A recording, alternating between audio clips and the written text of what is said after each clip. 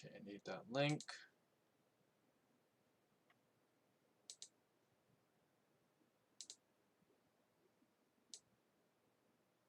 Not that. This link.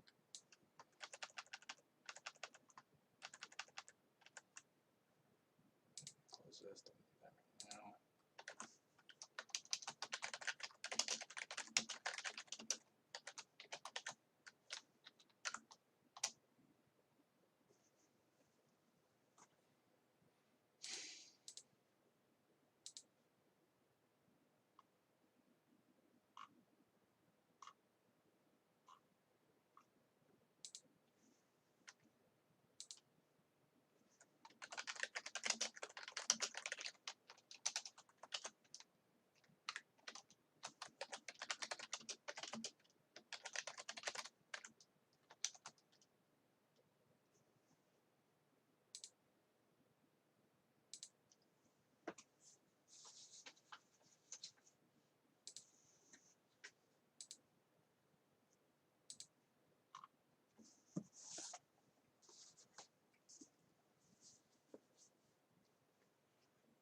Okay, I think I got all that set up.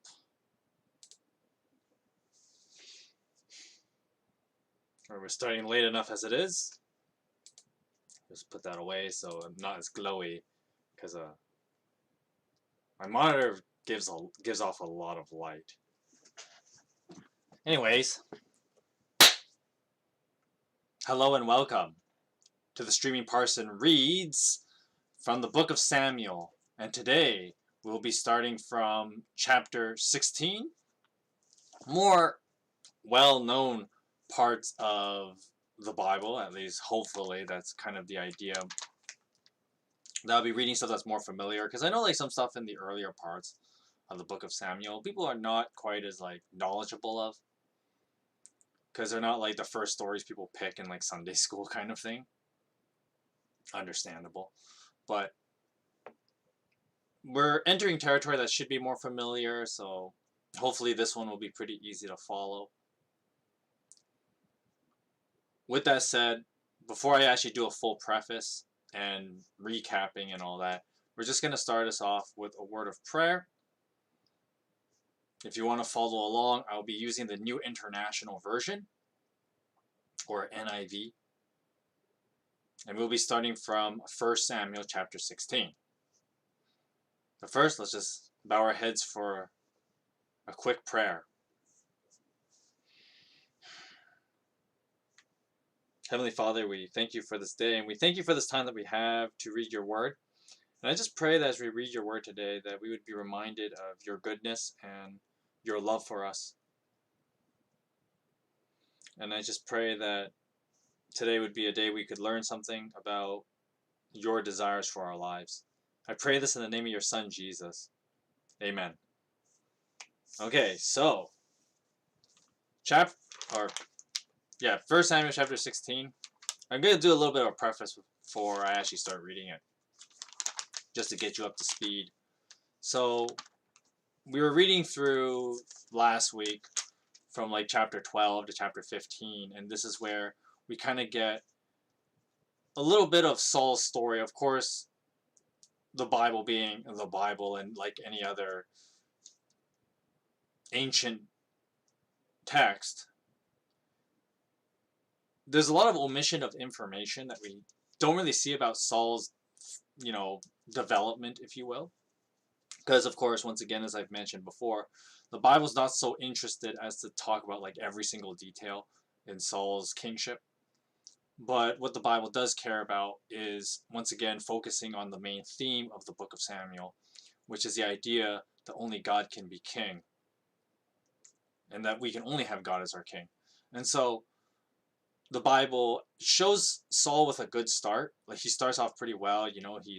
He's got a lot of fervor to do the will of God. He does, he takes no bullshit kind of thing, right? Like, Saul is very serious in how he rules. And that's how he started out. He started out as like a good leader, no crap kind of thing, right? But then, of course, chapter 13, 14, 15 kind of just skips a whole bunch of years where Saul had been king for a while, and though he had been doing pretty well at the beginning, he kind of let the power get to his head. And so he starts doing really arrogant things to the point that he starts disobeying God, kind of the idea that he thinks he can just do whatever he wants, which is not how you can govern people, right? Because that's how tyranny occurs, right? Tyranny is when you have, these leaders thinking they can just do whatever they want, and then everybody else suffers for it, right? And so basically, after Saul disobeys God of killing all the Amalekites, I think it is, or the Ammonites, one of those groups, right? God basically tells Saul through Samuel, I'm going to pick someone else to be king, right? You're no longer fit.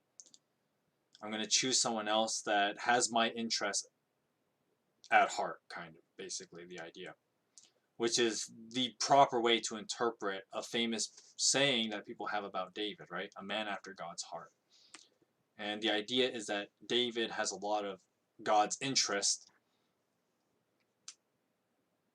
in his character, right? Of course, once again, we're going to run out of problems with David, but that doesn't happen until 2 Samuel. So we don't really need to worry too much about how David is not really a good king either, reinforcing the only God can be king motif. But right now, we're just talking about how Saul had failed. But because Saul had failed, then God is going to choose someone else to be king. Spoilers, David is going to show up. And now we're going to kind of see David's early days, long before he's king, because Saul will actually keep being king for another 20 years, give or take.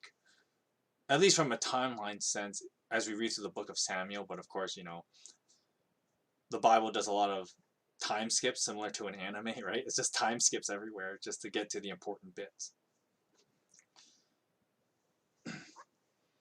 So with that being said, let's just move to chapter 16, where we get to meet David.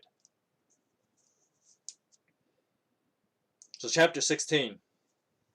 And the Lord said to Samuel, "How long will you mourn for Saul, since I have rejected him as king over Israel? Fill your horn with oil and be out on your way. I am sending you to Jesse of Bethlehem, for I have chosen one of his sons to be king." But Samuel said, "How can I go? If Saul hears about it, he will kill me." The Lord said, "Take a heifer with you and say, 'I have come to sacrifice to the Lord.' Invite Jesse to the sacrifice, and I will show you what to do. You are to anoint for me the one that I will show you." So Samuel did what the Lord said, and when he arrived at Bethlehem, the elders of the town trembled when they met him, and they asked, "Do you come in peace?" Samuel replied, "Yes, in peace, for I have come to sacrifice to the Lord. Consecrate yourselves and come to the sacrifice with me." Then he consecrated Jesse and his sons and invited them to the sacrifice. When they arrived, Samuel saw Eliab. Eliab? I'm going to call it Eliab. I know that, it was funny the other day, I was having my audio Bible play, and they pronounced Eliab's name very differently. Sorry, I got a little off track there. So Eliab, and thought, surely, the Lord's anointed stands here before the Lord. Verse 7. But the Lord said to Samuel, "Don't consider his appearance or his height, for I have rejected him. For the Lord does not look at the things people look at. People look at the outward appearance, but the Lord looks at the heart." Then Jesse called Abinadab and had him pass in front of Samuel. But Samuel said, "The Lord has not chosen this one either." Jesse then had Shammah pass by, and Samuel said, "Nor has the Lord chosen this one." Jesse had 7 other sons pass before Samuel. But Samuel said to him, "The Lord has not chosen these." So Samuel asked Jesse, "Are these all the sons that you have?" "Well, they're still the youngest," Jesse answered. "He is tending the sheep." And Samuel said, "Send for him. We will not sit down until he arrives." So he sent for him and had him brought in. He was glowing with health and had a fine appearance and handsome features. Then the Lord said, "Rise and anoint him, for this is the one." So Samuel took the horn of oil and anointed him in the presence of his brothers, and from that day on, the Spirit of the Lord came powerfully upon David. Samuel then went home to Ramah. Verse 14. Now the Spirit of the Lord had departed from Saul, and an evil spirit from the Lord tormented him. Now Saul's attendants said to him, "See, an evil spirit from God is tormenting you. Let our Lord command his servants here to search for someone who can play the lyre. He will play when the evil spirit from God comes on you, and you will feel better." So Saul said to his attendants, crap, what voice did I give this guy? "Find someone who plays well and bring him to me. And one of the servants answered, "I have seen a son of Jesse of Bethlehem who knows how to play the lyre. He is a brave man and a warrior. He speaks well and is a fine-looking man, and the Lord is with him." And Saul sent messengers to Jesse and said, "Send me your son David, who is with the sheep." So Jesse took a donkey loaded with bread, a skin of wine, and a young goat, and sent them with his son David to Saul. Now David came to Saul and entered his service. Saul liked him very much, and David became one of his armor-bearers. Then Saul sent word to Jesse, saying, "Allow David to remain in my service, for I am pleased with him." Whenever the Spirit from God came upon Saul, David would take up his lyre and play, and then relief would come to Saul. He would feel better, and the evil spirit would leave him.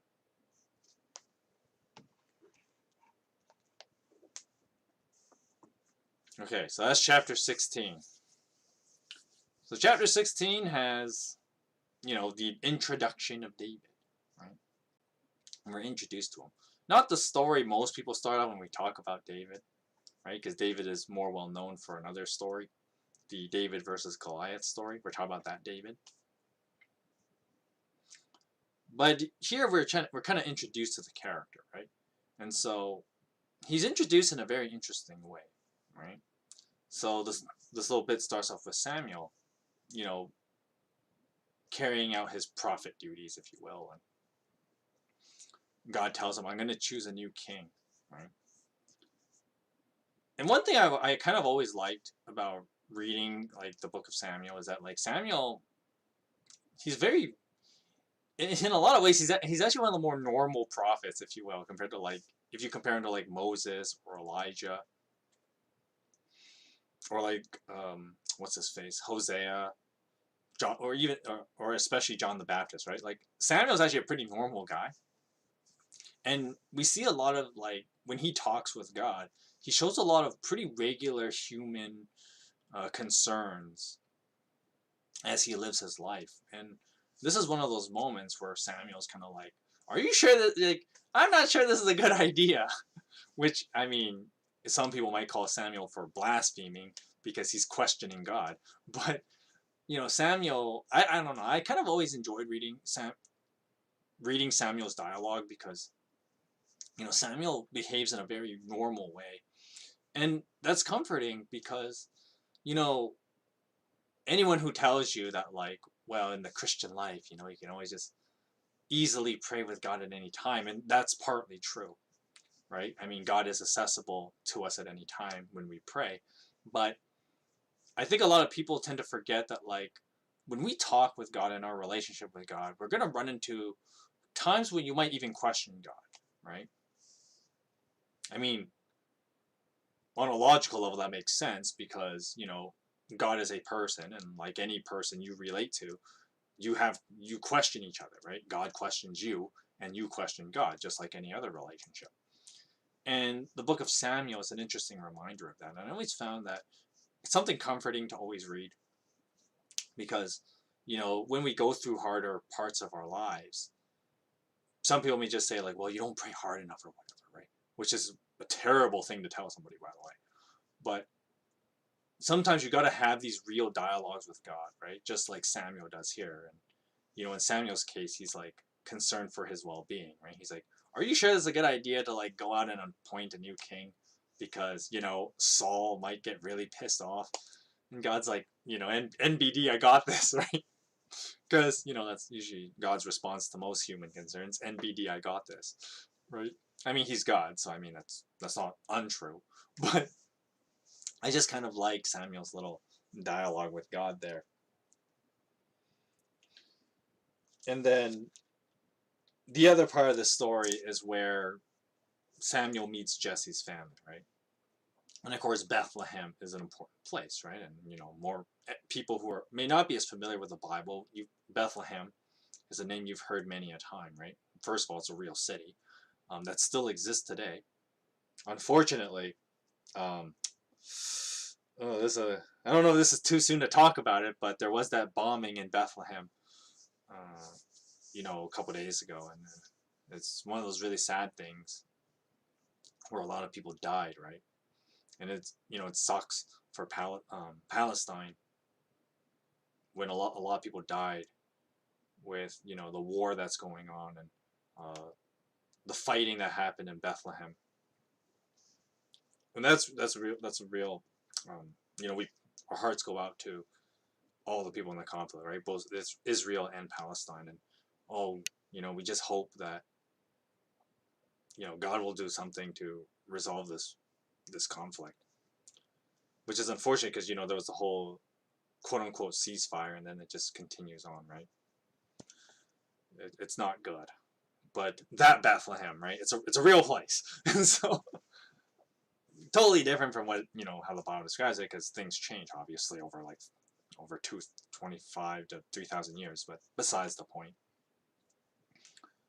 So Bethlehem, right?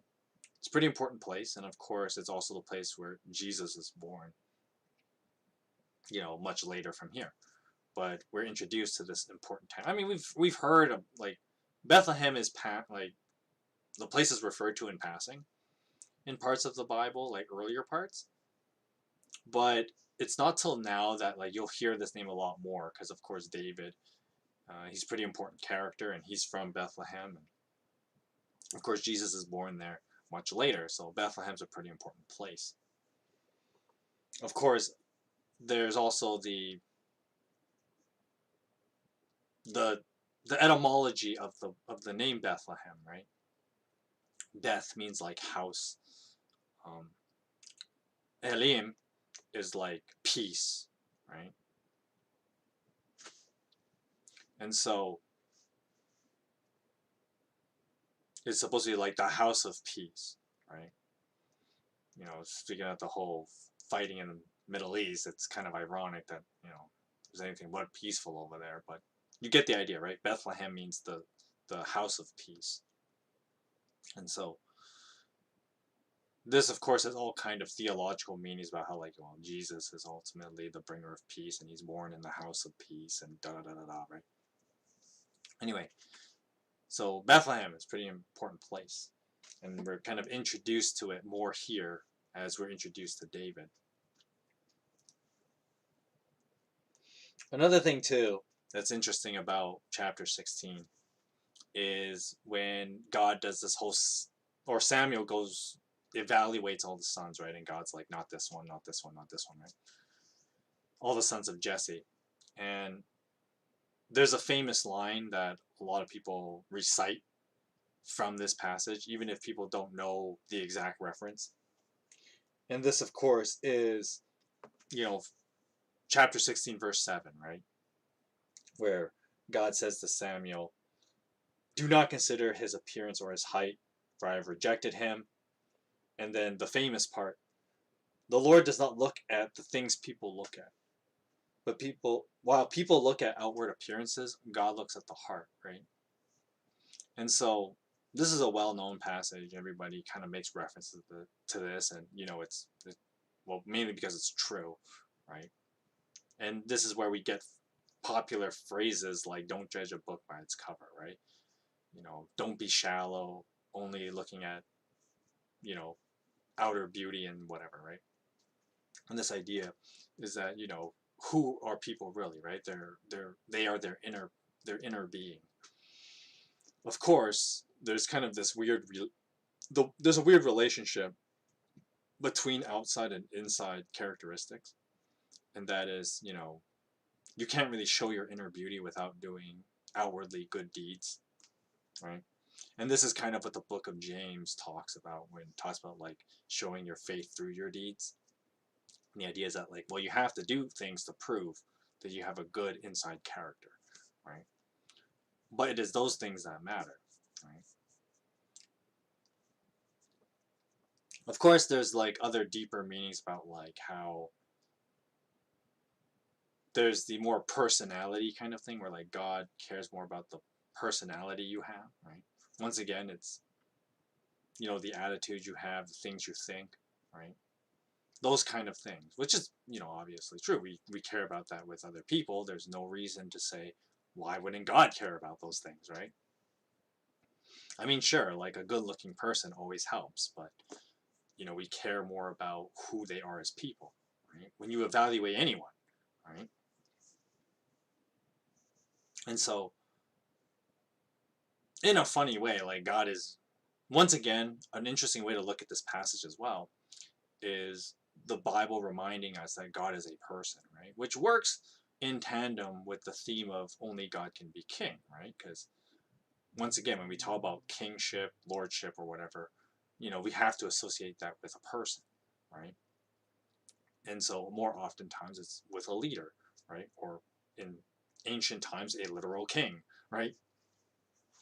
And so this passage here, another thing I like about it is reminding us of the personhood and the humanization of God.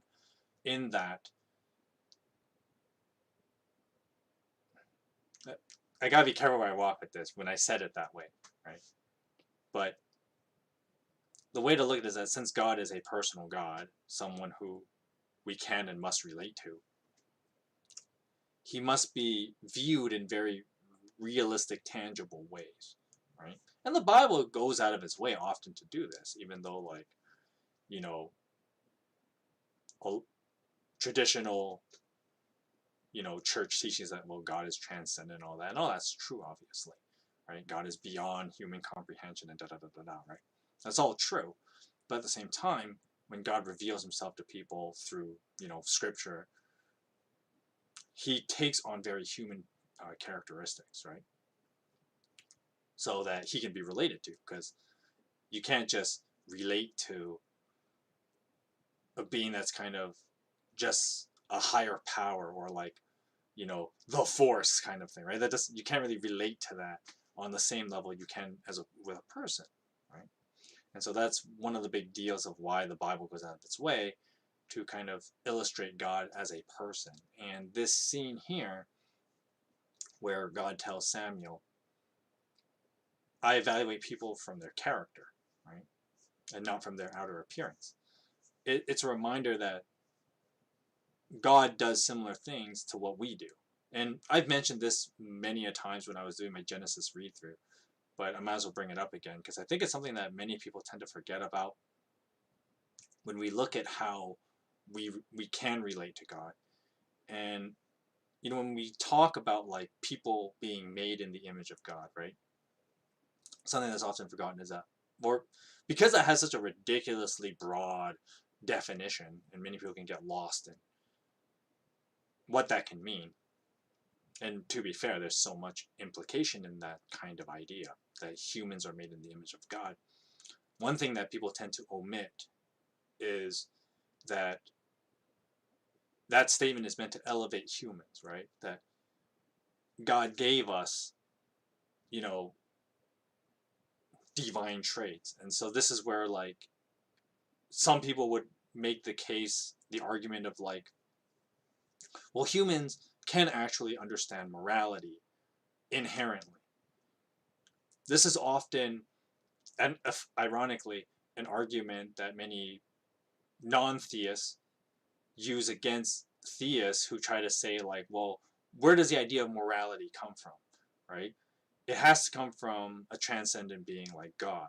Human beings could not figure it out on their own. And then a non-theist would say, well, actually, there are things that we can know. We can just know intuitively. And there is some truth to that, right?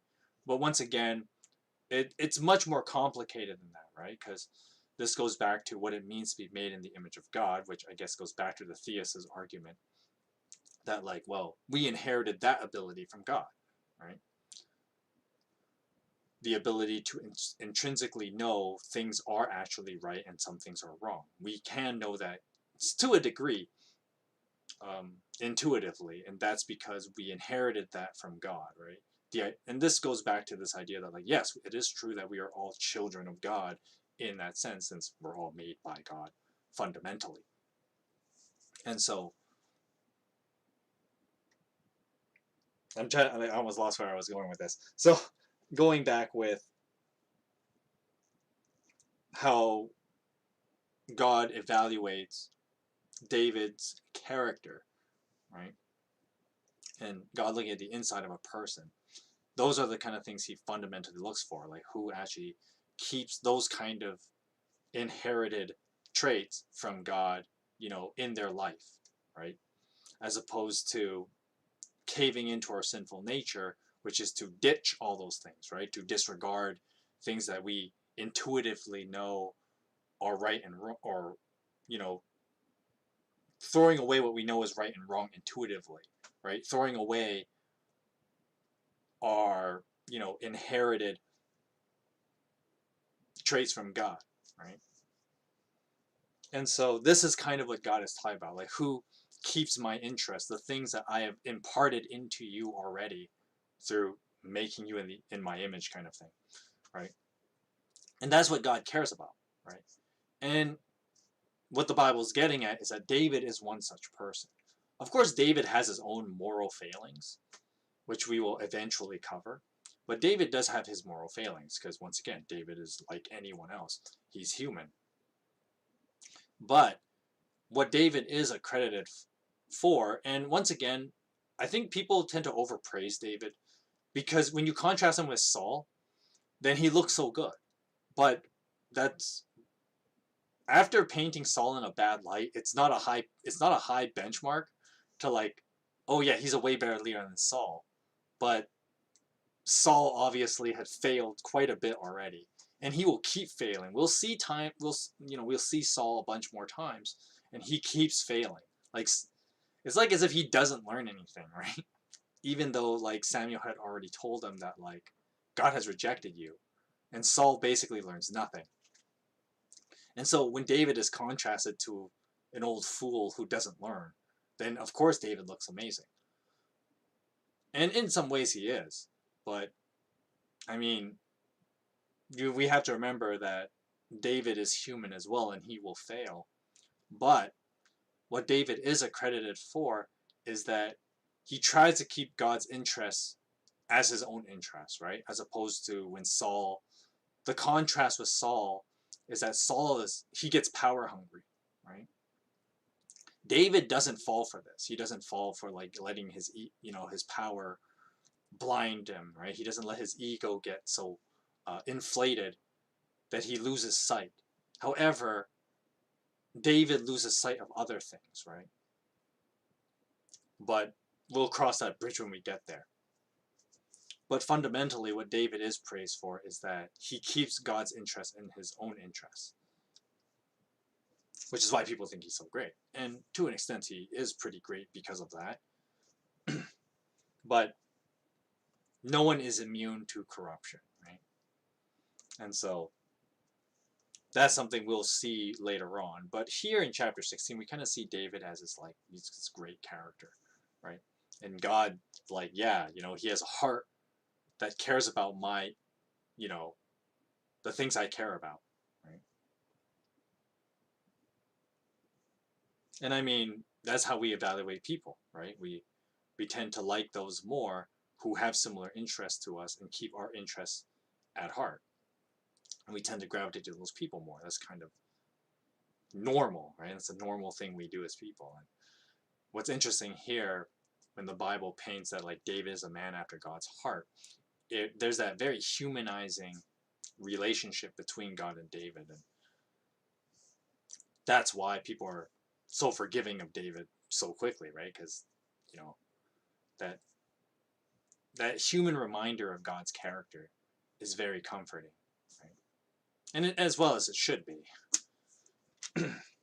because once again, right, if God wasn't humanized, then nobody would trust him, right? And rightfully so, right? You can't trust an abstract idea.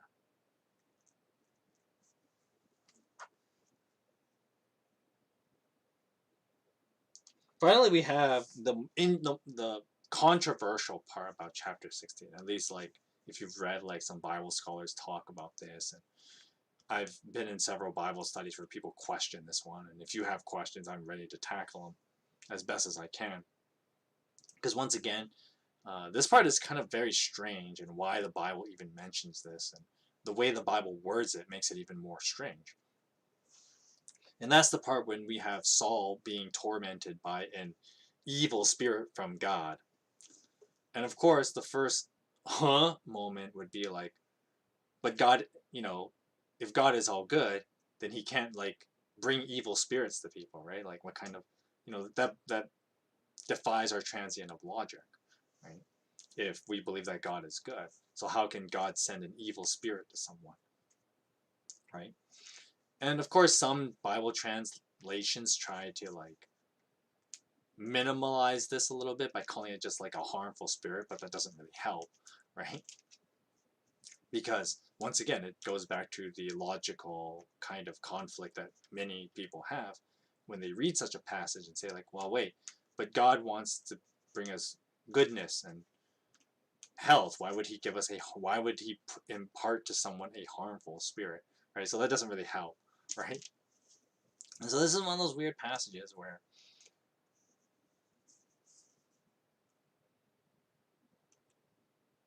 how do I put it? As well as weird passages like why would this occur? Why is this even here? Right? Because if you only wanted to paint God in a good light, then you wouldn't use this passage for sure, right? That God gave someone an evil spirit. Now, I'm going to use the Boethian argument again. Or not, Boethius wasn't even the first guy to come up with this, but he kind of coined it a lot better. Technically, well, actually, this is an idea that existed back in Greek philosophy, and then like Saint Augustine decided to use this philosophy in explaining the problem of evil in Christianity. And the idea was that, like, well, evil is merely the absence of good. Not totally accurate,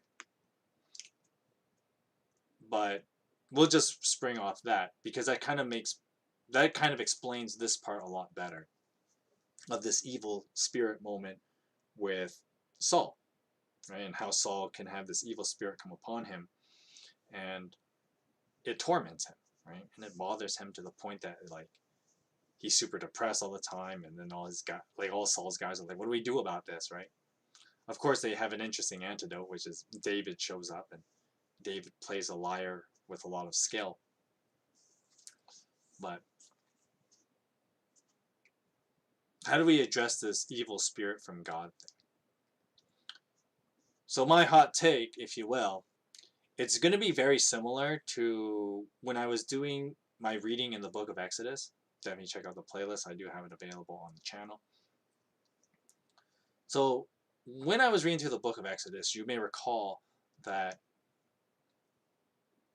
my hot take when I was talking about the plagues of Egypt, and there was the last plague where God would in his own words, will come down and slay the firstborn of Egypt. And of course, there was a lot of, there are contentions with that passage, right, in Exodus, right? If God is life and the source of life, how could he go down and just slaughter a whole bunch of Egyptians? Well, the transient of logic that I used then, and I would kind of use the same transient of logic now, is that if God is the giver of life, the ultimate giver of life, and as the Bible kind of gives it, it's in reality the only real giver of life. Everything else is just the vehicles of which God's creation occurs, right? But that's its own crazy philosophical train to go down. But basically, the transient of logic was, if God is the ultimate giver of life, he is the one who ultimately can take away life, right? And this is kind of a idea that's played in like a lot of fantasy and fiction, right? Who decides who lives and who dies, right? And why, you know, we view people who think they have that authority as evil, because it's a crime to try and play God, right? That's kind of the logic that's used in a lot of fiction, right? It's a crime to try and play God, and if you go around trying to decide who lives and who dies, that's you crossing that line, you playing God, right? When you get to decide who lives and who dies. That's why in many forms of fiction, that's a crime, right? That's a crime against humanity, right? So, with that being said, if God is ultimately the giver of life, he can ultimately be the taker of life. And so that was kind of the thing in the book of Exodus. In a similar fashion, here in the book of Samuel, we see something similar, which is what's happening to Saul. Now, in the past, we read about a little bit of Saul's good days where, the Spirit of God came powerfully upon Saul. And, Saul was prophesying, and people thought he was a prophet because he was prophesying, he was empowered mightily by God for a number of years, right, before he started letting the power get to his head. And then God departed from Saul. Now, what's happening here when Saul is tormented by an evil spirit from God, what I'm pretty sure is happening, of course, once again, I obviously do not have 100% accuracy on this, so take this with a lot of salt. But what's happening here is that Saul is tormented by that absence that he once had, right? When Saul used to be so powerful, when he used to be,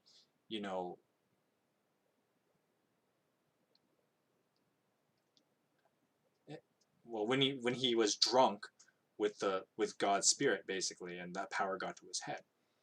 That same power that got him this power trip has now left him. Now, of course, I know this is a bit of a hot take, right? Because it sounds like I'm blaming God for Saul's pride, right? But in a way, that can be said about anyone, right? If, imagine if God had continuously blessed you in, your finances and your job and your relationships, and then eventually, no one is immune to this. And what could happen is that we tend to forget God and say, like, well, like, I'm so great, whatever, right? And people can say, well, that's you as a human being having shortcomings and thanking God and all that. But at the same time, it is kind of like, well, God led to that happening, right? That could be someone's transient of logic, and you would not be wrong to think that. But what is important to think about is to be honest about the reality that when God gives us blessing in our lives, it can be intoxicating, and we can let that get to our heads, right? And unfortunately, we have seen, this has happened to people, right? Even among like big Christian groups or Christian leaders or whatever, right? They, at least I like to believe, they've been empowered by God to do great ministry work, but eventually that gets to their head. They get intoxicated by it. And anyone who thinks they're immune to this is fooling themselves, right? It's one of those, and I understand like why a lot of people would be very wary about Christianity in general, because well, if no one is immune to this happening, then what's the point, right? Is God really powerful enough to prevent that from happening, right? And that's the $1 million question. But at the same time, we have to be realistic here about how that's just something that's going to happen, right? That when God provides for us or does miracles in our lives, you're gonna run into people that let it get to their heads, right? And Saul is one such case. Well, now we read about Saul when that is no longer the case, right? That power has left him. And so the very same thing that got him intoxicated is now gone, right? And this is going to be a weird way of wording it, but basically Saul's relationship with the Spirit of God is basically that of like an addictive drug, right? Saul had allowed God to become like a drug to him. And now that that drug is gone, he's basically in a withdrawal state continuously, right? And this is where the Bible, through poetic language and once again primitive culture, or not primitive, but earlier culture without modern language, that's how they would have understood this withdrawal Saul is going through, right? The withdrawal of like this power that he used to have from God. And now he's on this continual withdrawal, which is why it's funny that the Bible even points out that this harmful spirit would come to him repeatedly, right? Because, with Saul's going to keep wanting to have that power back. And of course, there's the add-on of he later gets paranoia about losing his kingdom to David, right? Which will happen a little bit later. But, you add that with his paranoia and the withdrawal only gets worse, right? And I've been, when I used to do volunteer work in the Vancouver slums or the downtown east side, but for those of you who don't live in Vancouver, we're going to refer to it as the slums of Vancouver. When I was doing like volunteer work, like I've met a number of people, with going through like withdrawal from substance use, right?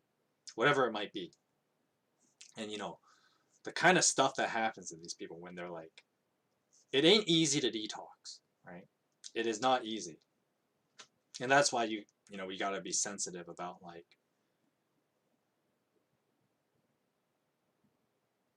when so many people are just stuck in their addiction, and it's so easy to criticize people, but at the same time, it's like, it ain't easy to get off it, right?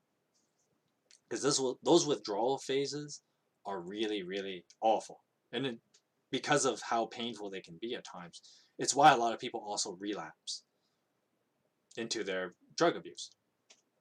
Completely sensible, makes sense. Because some people would rather go back to like, oh, I can go back to abusing my body this way, but at least it feels better than the pain I'm going through in withdrawal. And that's kind of what's happening with Saul here, right? He's going through this like painful withdrawal, from the intoxication that he had when he had the Spirit of God and what led him to his pride, right? But now that's all shattered, right? And so what does Saul have? He doesn't really have anything, right? Sure, he's got the kingdom, but, the earthly materials don't matter all that much compared to what Saul used to have, in the presence of God, right? When he was used mightily by God, when he was associated with prophets, right? That kind of thing. And so this absence still takes form though in Saul, right? Like, it's not like God leaves and then he's empty, right? But rather this, how do I put it? Is you can't. Okay, let me backtrack a bit. When I said that, like, when the Spirit of God departed from Saul, there was an emptiness, but that emptiness doesn't remain like, how do I put it? It doesn't become neutral. It's not like the emptiness inside of him isn't like a neutral feeling, right?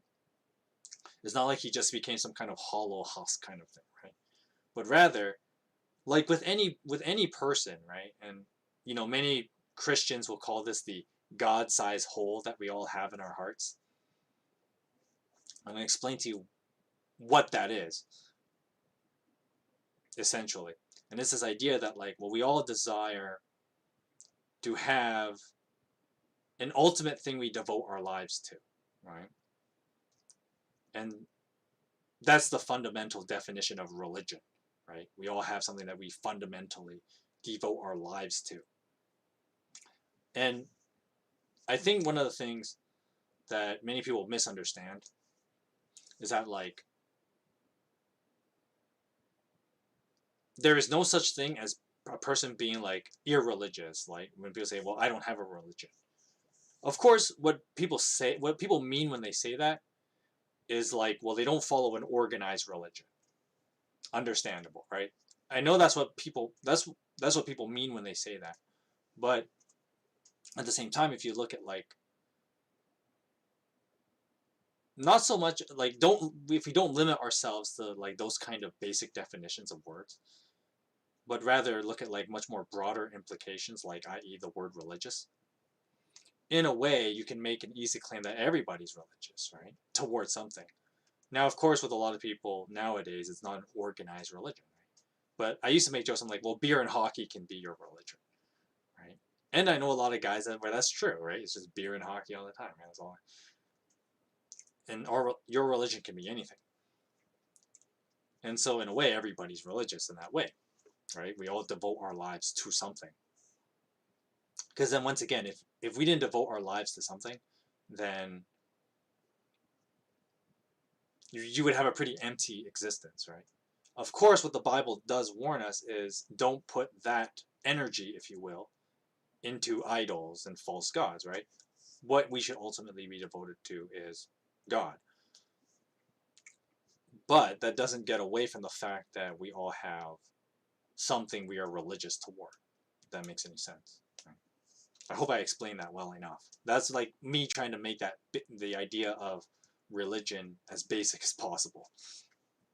And so I guess you could say my thesis is that, like, well, everybody's religious, right? But the real question is, what are you religious about, right? And is it the right thing, right? That's what it comes down to. A simpler way, if we tried to remove the the religion element out of that idea, fundamentally, what we all make choices, right, in life, and fundamentally, there is a right choice of how to live, and there's many wrong choices. And so, what the Bible gets at is that there's only really one good choice, and every other choice is wrong, right? And are you following the right choice, which is, to obey God and to believe in Him? And that's the question everybody has to deal with on their own, right? Nobody can decide that for you.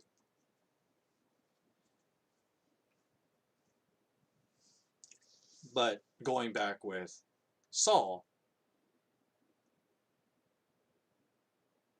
oh yeah, and the reason why I was talking about the religious thing is that, like, basically this hole in Saul, the God-sized hole, as many evangelicals call it,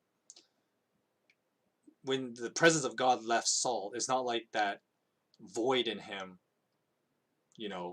remain neutral.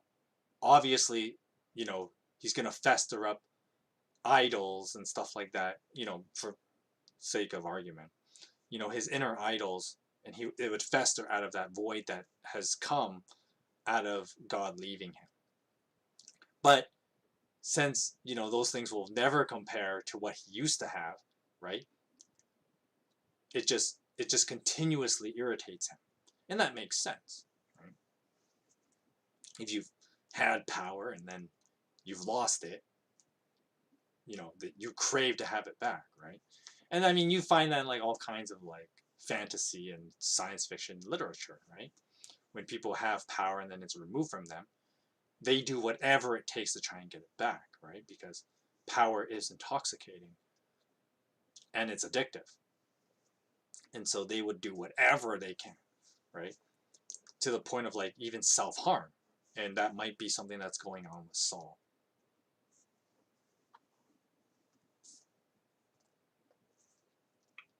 Of course, the funny thing here in chapter 16 is that, David is brought into Saul's service. And of course, there's that funny little meta tension that's happening, right? So Saul has this like these this festering like thirst for power. And then, David comes in with the presence of God because now David has it, the thing Saul used to have and the thing that Saul used to get his high off of. David now has it, right? And then when David plays, right, Saul gets like the equivalent of like that, like a whiff of it, like, and of course that can be intoxicating. And so even just like the smell of it, right? And going back to like the drug use analogy, I know it's terrible I'm using that as the analogy of all things, but like it and this is where like I've known people who like have gotten off like substance abuse, right? And they try to make sure they're not in situations that can like bring back those memories and feelings, right? Because the last thing they need is like temptations of like, oh man, remember the feeling of like, you know, the needle kind of thing, right? And some guys they get really antsy if they're near it, right? Because they get that temptation comes in, right? And part of it is just like that allure. It's like there's an allure to it, right? And people that used to use, they feel that when they're around it, and that's probably what happens when David enters Saul's presence, right? Because the presence of God is with him, and then Saul's like in his inner being, he can recognize it, right? And sure, it brings him peace a little bit for a time, but of course, this eventually won't be enough, right? Because, gosh, can't believe I'm using this analogy again, but you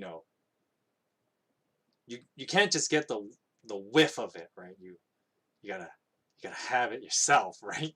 Oh, you gotta have it yourself, and that will eventually overtake Saul, which is another major moral failing for him, right? And another reason why people are so quick to judge Saul a lot more than he already gets judged, if you will, because of like, well, Saul caves into this, right? This temptation of like desiring that power, the presence of God from David for himself, right? And Saul caves into that temptation when he tries to, well, we'll see what he tries to do, but basically, Saul will. It's not enough to see the presence of God in someone else. He's got to try and take it for himself, and that's pretty typical in these kind of stories, right? The tyrannical king wants that power for himself. Oh boy, 1 hour, and we're just talking about chapter 16. I'm gonna take a short break, drink my lemon tea here. If you have questions, just shoot them in the chat while I take this short break. And then we'll read chapter 17, but my throat is a little dry because I've been talking for a while there.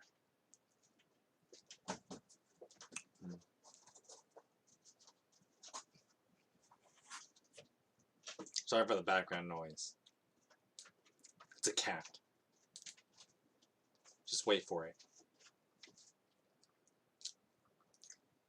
I anticipate it. Just wait for it.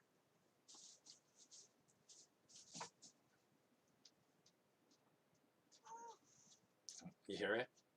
You hear it?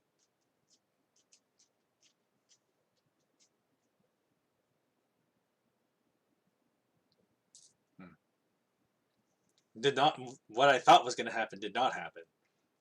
What I thought was going to happen, she just jump on my lap and start making all these meowing noises. Give it time though. She might come back in like an hour. Anyway, I think that's a long enough break. Take one more sip. Alrighty, let's move on to chapter 17.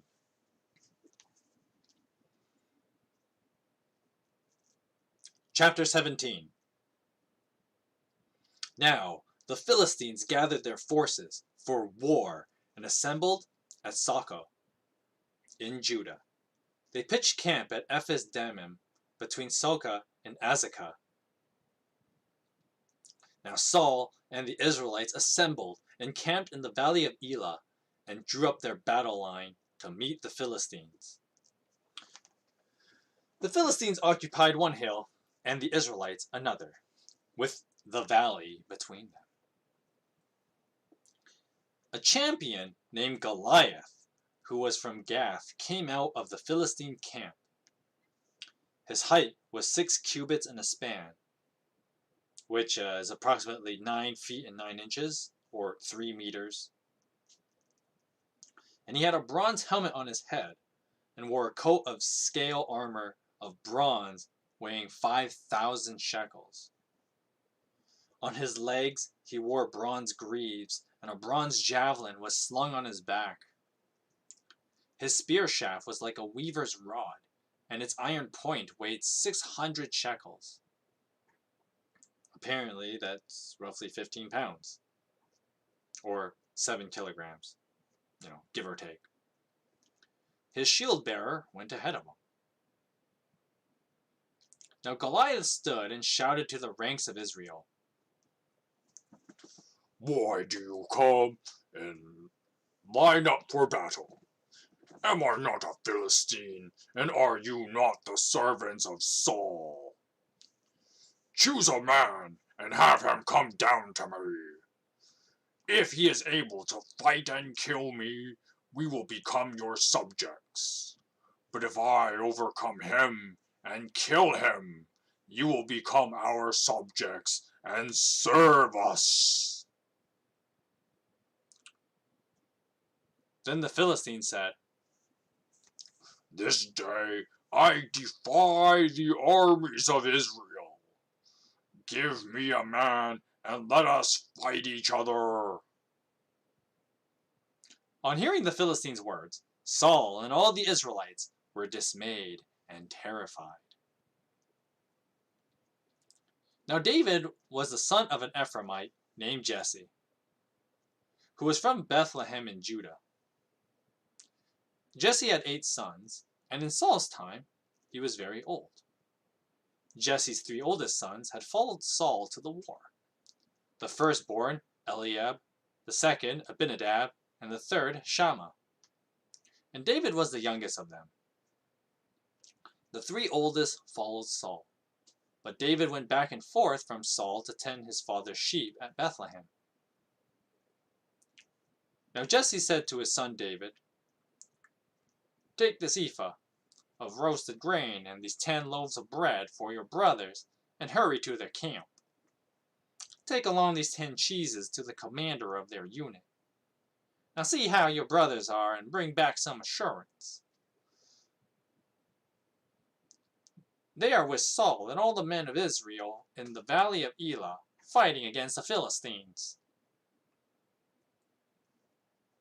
So early in the morning, David left the flock in care of a shepherd, loaded up and set out, as Jesse had directed. Now David reached the camp as the army was going out to its battle positions, shouting the war cry. Israel and the Philistines were drawing up their lines facing each other. Now David left his things with the keeper of supplies and ran to the battle lines and asked his brothers how they were. As he was talking with them, Goliath, the Philistine champion from Gath, stepped out from his lines and shouted his usual defiance. And David heard it. Whenever the Israelites saw the man, they all fled from him in great fear. Now the Israelites had been saying, "Do you see this man keeps coming out? He comes out to defy Israel. The king will give great wealth to the man who kills him. He will also give him his daughter in marriage and will exempt his family from taxes in Israel." Sounds like a sweet deal. So David asked the men standing near him. I'm thinking of a good voice, because I'm going to be doing David's voice for a while, so I need to come up with an easy one for him.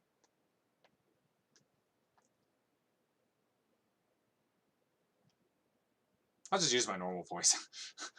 What will be done for the man who kills this Philistine and removes this disgrace from Israel?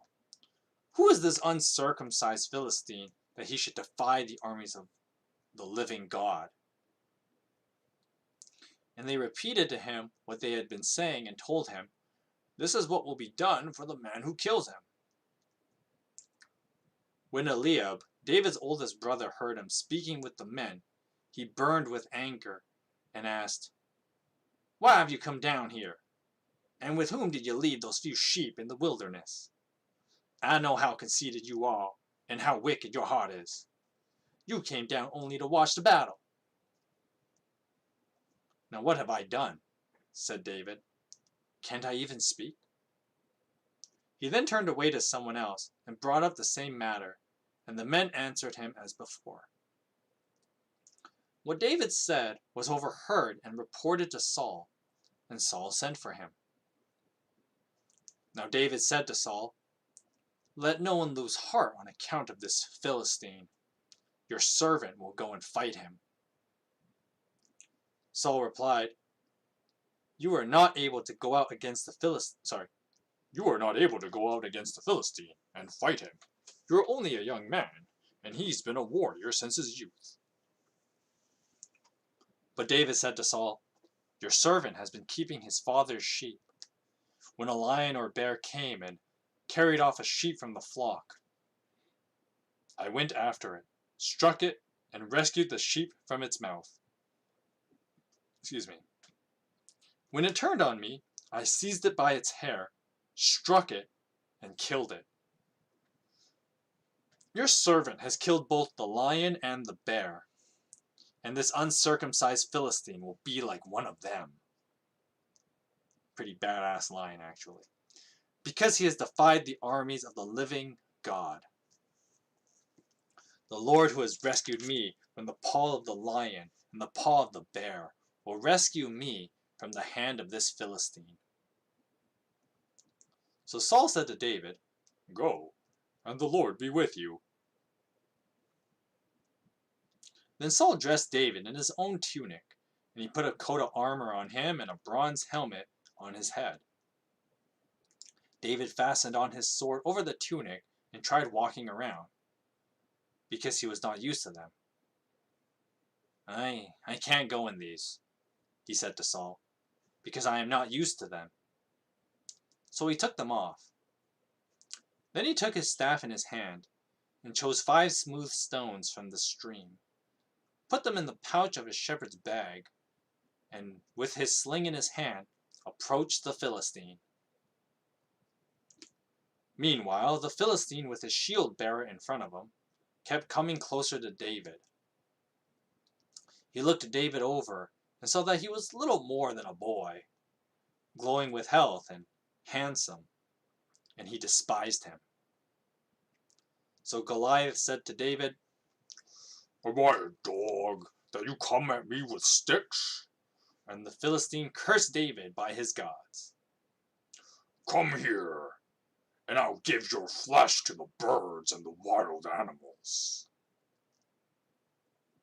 And David said to the Philistine, You come at me with sword and spear and javelin, but I come against you in the name of the Lord Almighty, the God of the armies of Israel, whom you have defied.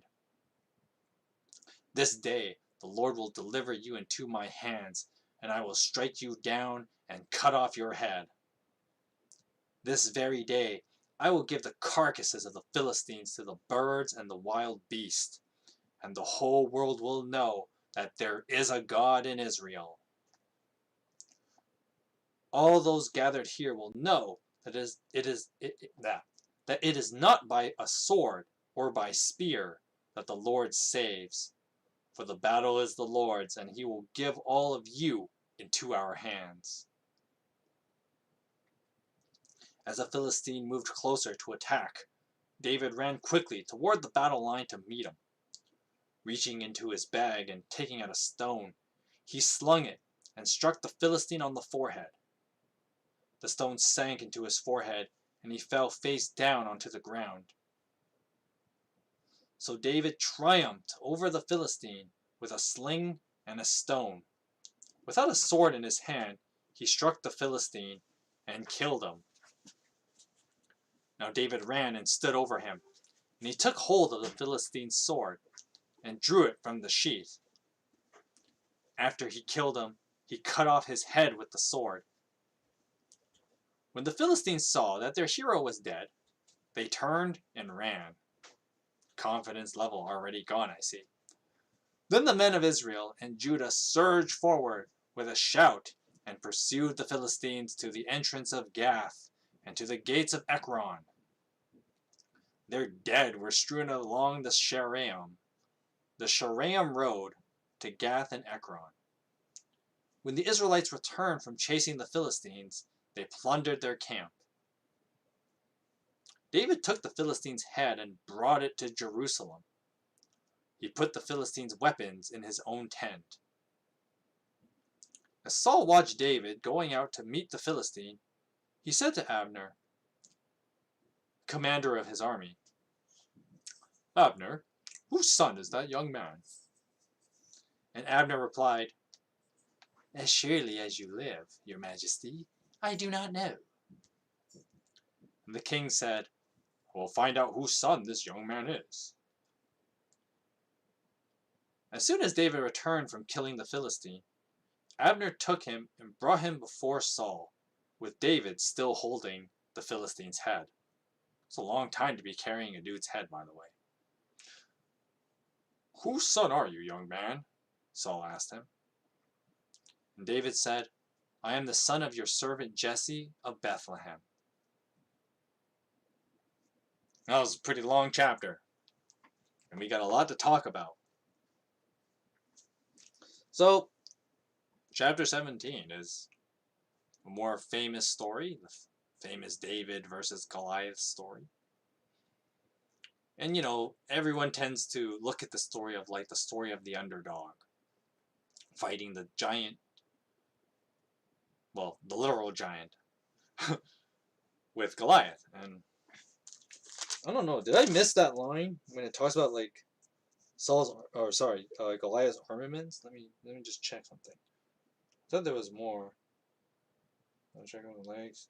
A bronze javelin was slung on his back.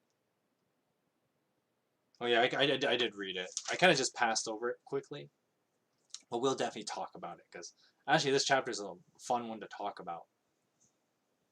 So first, we have the battle scenario, right? So, like in traditional warfare, and I've mentioned this before, it's funny how like the two armies just kind of stand and like stare and yell at each other, but no actual fighting actually occurs. Because, no one wants to be the one to throw first blood, because, then it justifies the other side to kick your ass. Fair enough, right? So instead, these two armies just like stare at each other and they yell, right, for like hours on end. And so that's kind of what's happening with Israel and the Philistines. And they're kind of just yelling at each other. Of course, the Philistines decide, they're going to bring out their trump card at the beginning. And they do an ancient style of combat. You kind of see this a lot in movies too, where like what basically two sides of an army will do is like, instead of all of us dying, why don't we just have like our two champions fight each other, and then the other team will just, the loser surrenders, right, to the winner. Which sounds pretty humane, right? Because then like, well, only one guy has to die, right? Not everybody has to die today, which, sounds reasonable and sounds pretty humane. Of course, Israel gets intimidated because who do the Philistines bring out? Goliath, right? And Goliath is, as the Bible describes him to be, he's this, like, what, 9... My Bible commentary, or the note, when it gives you, like, these funny words like cubits and spans and whatever, and shekels as weights, like, nobody uses those measurements anymore. So my commentary will say that, like, well, Goliath was about 9 and a like almost 10 feet tall. He's like 9'9". And then the okay, so I'm gonna reread, but with the modern measurements. So this is from verse 4 of chapter 17. So there was a champion named Goliath who was from Gath and came from the Philistine camp. His height was 9.5 or 9 feet and 9 inches. He had a bronze helmet on his head and wore a coat of scale armor of bronze weighing 5,000 shekels, which sounds a lot, but is actually like 125 pounds, which I guess is pretty big, right? Like 125 pounds of armor. He's basically wearing like an astronaut suit. Something like that. I think, yeah, something like that. If someone can confirm that, I think an astronaut suit weighs like almost 100 pounds. It's a lot.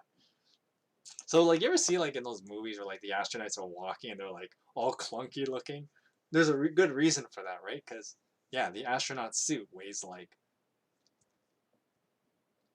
hundreds, like over 100 pounds. Of course, then you have the later scenes when the astronauts in outer space, and well, the suit no longer weighs that much because when you're in outer space, gravity changes, obviously, and so. But when they're walking, you ever see? I remember that one scene in The Simpsons, right, where Homer gets to be an astronaut. He gets to go into space, and there's a scene where they're all just walking with the huge astronaut suit, right? And it's all bulky, right? Because of course, like the suit has to be bulky. It has to have all the extra padding. It has to be like airtight, right? Because no air can leave the suit, or the astronaut will suffocate in space, right? So anyway, but you see him walking, right? And I mean, other movies have done this, right? Where they have the astronauts walking and like, the suit's massive because it's like 100 pounds, right? So Goliath is walking around with basically an astronaut suit. Of course, it wouldn't be quite the same because he's also 9'9", and so his suit's obviously a little bit smaller. But the fact that he's walking around with basically an astronaut suit of armor, mind you, right? Like that's gotta be pretty intimidating because the average person doesn't walk around with that much weight on their armor.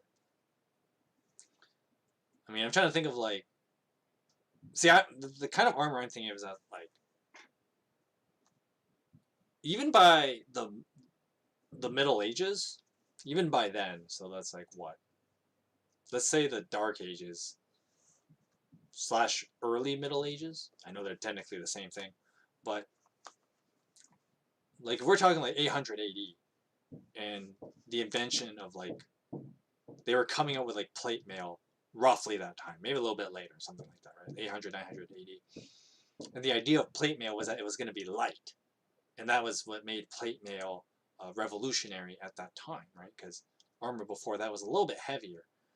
But even then, right? You think of like, well, it's one reason why like the Romans don't wear all that much armor, right? Because armor can get pretty heavy, especially when Roman soldiers are depicted with like the phalanx shields, right? And those things are heavy. So, something's got to give, right? You're either in heavy armor with lighter gear, or you have heavier gear with lighter armor. Because, human beings can only be so strong, right? And, I mean, when we're talking about like ancient world military, like these guys are pretty strong already, right? And even then, they have to make compromises, right? You can't have, I mean, this isn't like one of those medieval fantasy video games where the guy has a giant sword and heavy armor. Usually that never happens because that stuff gets heavy, right? And of course, the other thing about warfare is that you have to be able to move a lot in this gear, right? So the average soldier would actually only carry about like 30 pounds of armor and gear. 30 pounds is already a lot, right?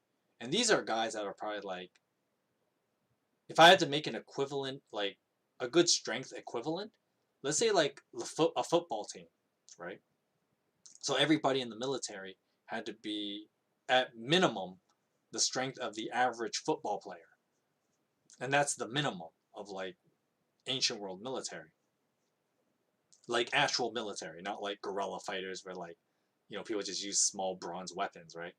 We're talking about like, this is the army of Israel here. Like they're official guys, right? And these guys probably would have only carried like 20 to 25 to 30, like let's say 30 pounds at most of armaments. 30 pounds. That includes sword, spears that you might throw, or javelins. That includes the armor that they're wearing, right? And that would be 30 pounds, right? And so for this guy to show up 9.5 feet tall, more than that, and he's wearing an armor that's like 4 times the weight that you're carrying, that's already intimidating as it is, right? I mean, this guy's basically walking around in like an Iron Man suit, minus the cool laser weapons. But basically, Goliath's walking around in an Iron Man suit, and everybody else is like what? Some kind of chain mail tunic thing that like you see like knights wear. Like no, like that would be not even that, right? And then you see this guy walk around like an astronaut suit, and you're like, not gonna happen, right? So, and that's the first thing that describes here, right? Verse 6, on his legs he wore bronze greaves, and a bronze javelin was slung on his back. His spear shaft was like a weaver's rod, and its iron point weighed 600 shekels, or according to my commentary, that's about 15 pounds. Now, when it talks about the iron point of the javelin, that's like, the end piece, right? Do I have I have this like small spear in this. Normally, I have it around here. You know what? I'm gonna go get it. I'll kind of show you what a play spear looks like, and then I'll kind of contrast that with Goliath. So just give me a quick. I'm gonna go grab it. If I can find it. It's got to be somewhere around here.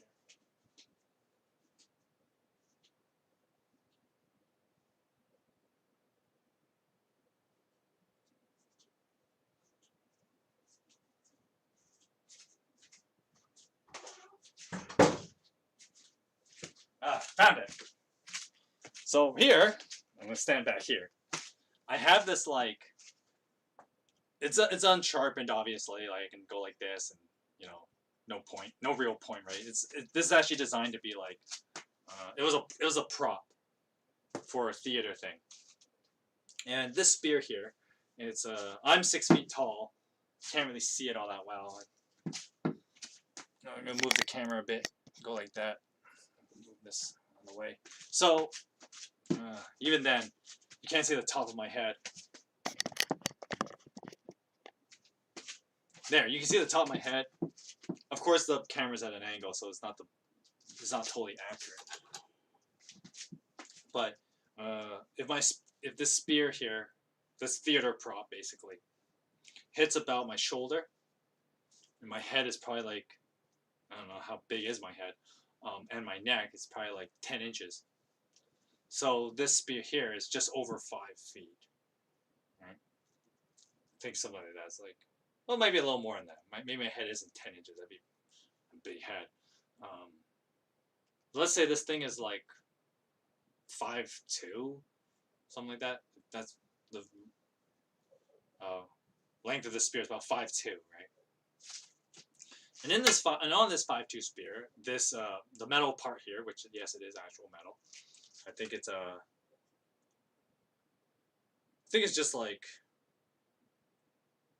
a piece of iron, actually. So it's not that heavy. This is an iron end to this spear, and this thing here weighs about barely more than a pound, if even that. I don't even think this thing weighs a pound. I think this thing probably weighs like 12 ounces, which is like 3/4 of a pound. I'm just put the spear right here so you can see it. Put the spear like that. I'm trying to leave this spear in the backdrop here. I'm gonna change the camera back now. You can take a look at that spear. Of course, now my body's gonna cover it when I sit back down. Now I have to readjust my camera. Give me a minute here. Yeah, good enough. So I have this spear here. It's about 5'2", 5'3", and it had the metal end is like 12 ounces, which is basically nothing.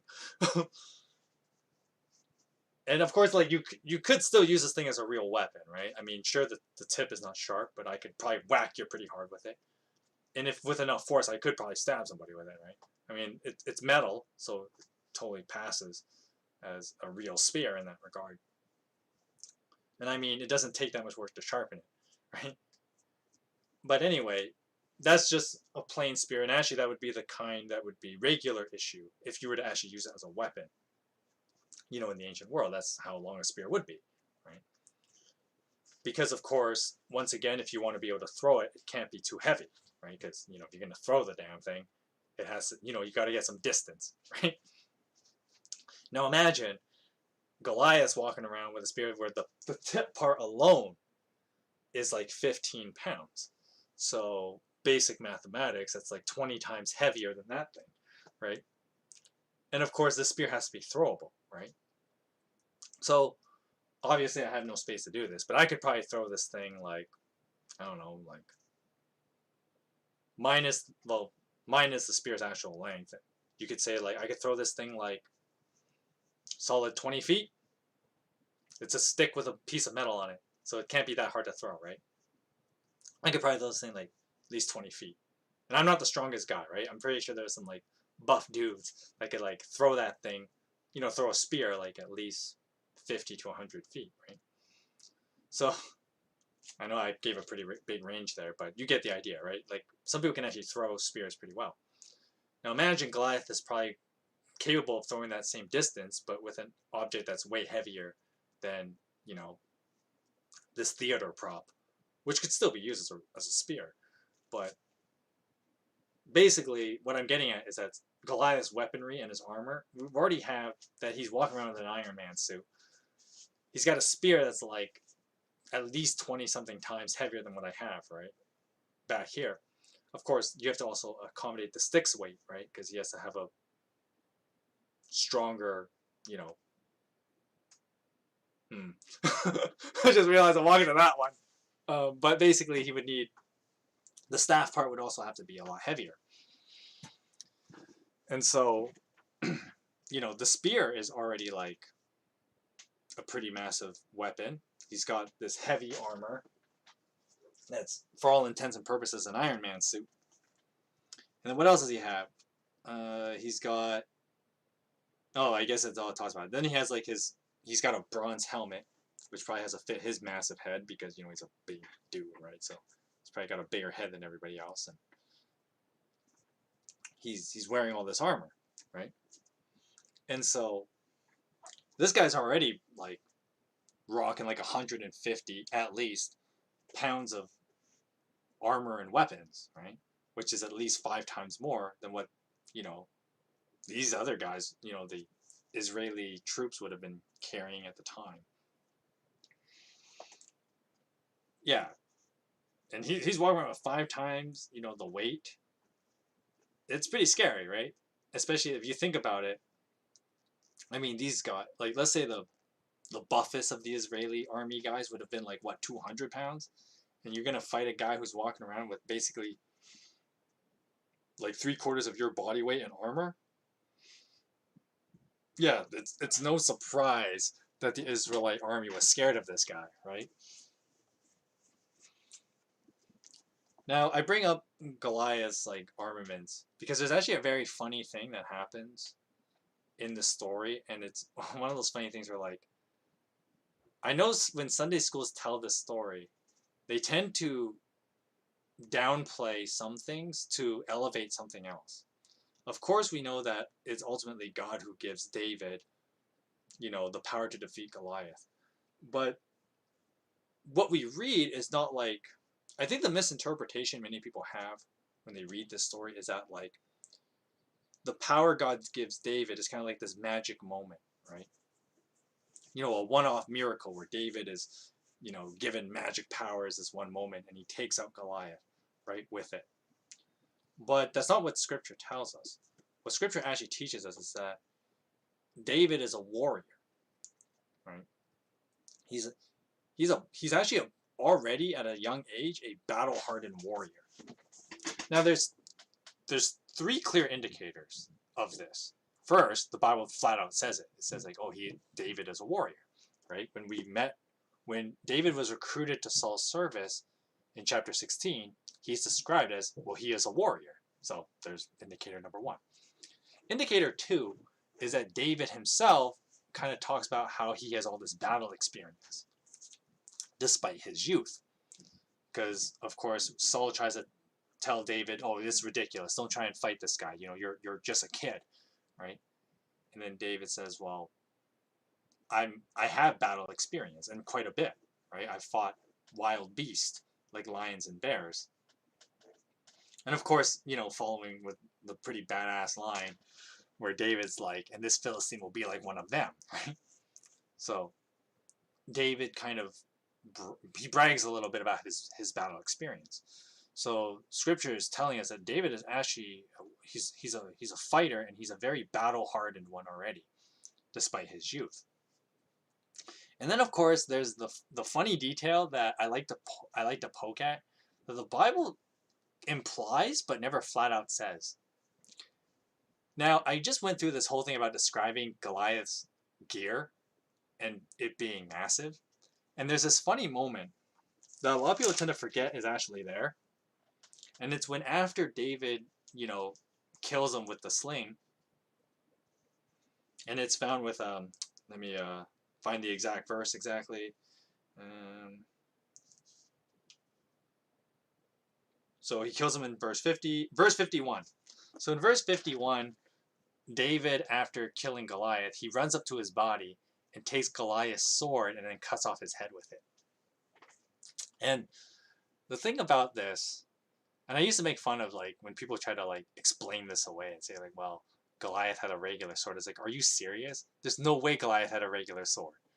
Like what this passage tells me is that David is actually like, he's got some mad guns, right? If he can pick up a giant sword, right?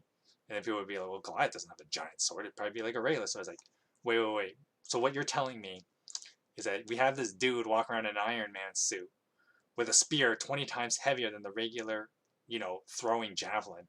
And you're going to tell me that he has a regular sword that would probably look like a butter knife in his hands because Goliath is that massive? You're joking, right? You're joking. Clearly, this is a giant sword. And I always picture in my head, and now I'm going to never make you unsee this, but David probably looks like one of those anime characters with like their giant swords.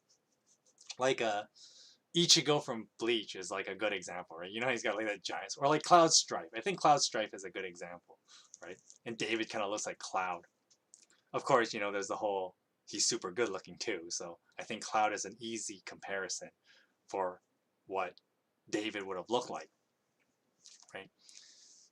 And I use Cloud from Final Fantasy VII as a good parallel if you want to kind of get imagine in your head what David would have looked like, because like even though David does have like a boyish appearance and a young his handsome features and all that, which the Bible points out multiple times that David is pretty good looking, which makes sense because, you know, there are other things that would easily be explained simply because David is good looking. So there's that. And then of course, you know, he has this moment where he like picks up Goliath's sword, and we assume it's a giant sword. So I was like, I wonder what that would actually look like. And then like Cloud Strife is an easy example, right? You know, this pretty boy with this giant sword that clearly is impractical for use in real life. But David, I guess, has the guns to do it.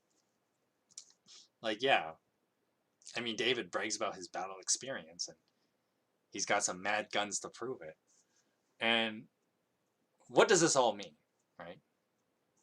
Well, the way that I like to look at it, and as we read through this story, and an important application to, you know,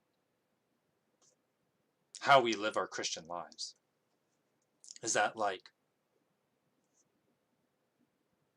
when God, you know, calls us to do ministry or whatever, right? You can't think of like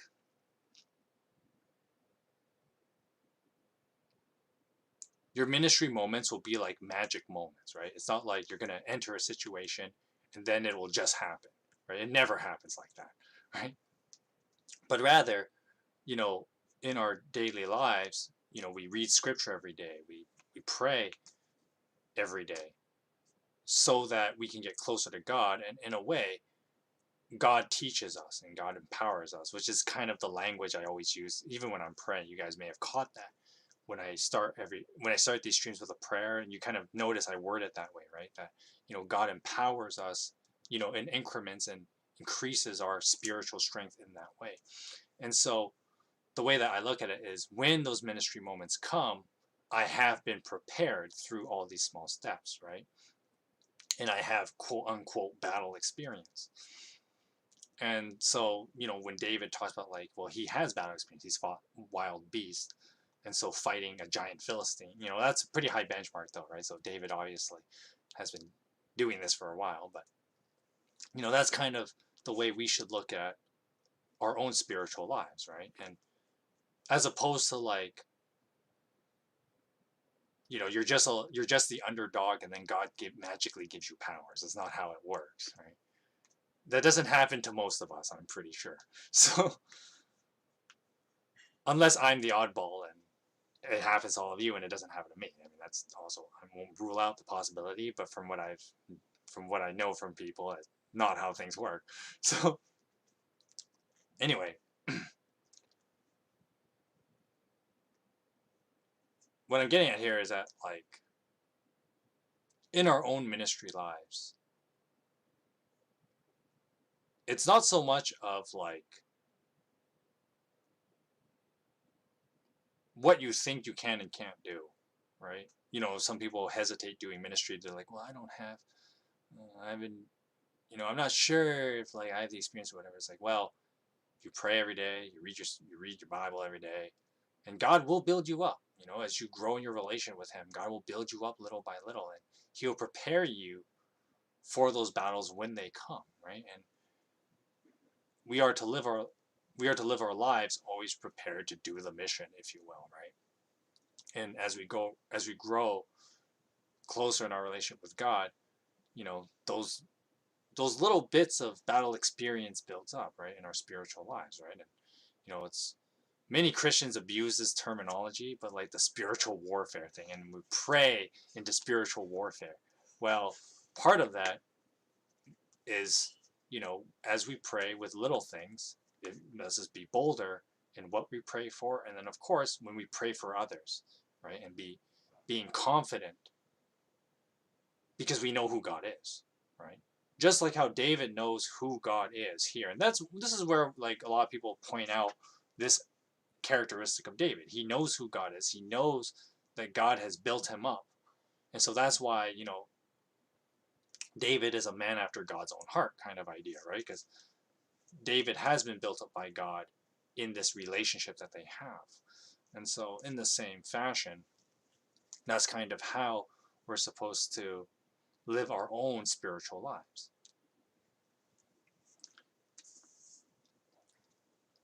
And so it's not like this magic moment of, like, miracle happens, I can just one shot with a stone of all things, right? Because a lot of people, when they read the Goliath story, they think, like, well, it's kind of ridiculous that, like, David can kill Goliath with a rock, right? Basically is what he does, right? He kills him with a rock. But it's because, David is a very battle-hardened warrior and is a very talented warrior as well. As we will see later on, he's also pretty talented in his combat skills. And of course, what the Bible explains is that, like, well, this is, like, in a funny way, the Bible kind of implies that, like, David had combat lessons from God. Like, God taught him how to fight, which, if you think about it, sounds pretty badass, right? Like, who is your fighting instructor? The God of Israel himself taught me how to fight. Like, that's gotta be pretty badass if you could actually say that. And that's basically what is kind of implied with David, right? That David had learned all his combat skills from God. And how this is applicable in our ministry lives is that, like, God taught me how to fight, right? And because of that, I mean, if this is the God of Israel, the God of heaven, and if He's the one who's taught me how to fight, I should be confident that I'm a pretty good fighter then, right? And that's kind of the way to read the David and Goliath story a lot better. One, because it's accurate, it's more accurate. It's, you get past some of these weird, what people would think are, like, weird moments where, like, David is, like, super strong all of a sudden. Like, what the heck? which is kind of funny, right? I mean, I always laugh at the giant sword thing. And of course, the Bible adds more humor to it because David ends up keeping this weapon for who knows how long. It's basically his weapon. So, like, David's the anime character walking around with the giant sword, and everyone else has like regular weapons. It's kind of funny actually, but David he's amassed this strength because he's been focused on his relationship with God, and God had built him up, right, through various battle experiences. Of course, the other thing too is I don't know if this was intentional, though it probably is, because once again we see this multiple times throughout the Old Testament, where these guys in the Bible, you don't think they'd be that spectacular. That they're not that spectacular at fighting, but then all of a sudden they can just go and kick some major ass. And all these guys, like Abraham being one of them, well, the patriarchs, right? Abraham, Jacob for sure, David. These guys are all shepherds, right? They're shepherds, and then they're also like badass fighters, right? And of course, David kind of gives a sound explanation, right? It's because, well, we fight wild beasts, right? And of course, I mentioned this with the Cain and Abel story, right? And the idea of a shepherd being a warrior and a heroic character, even, right?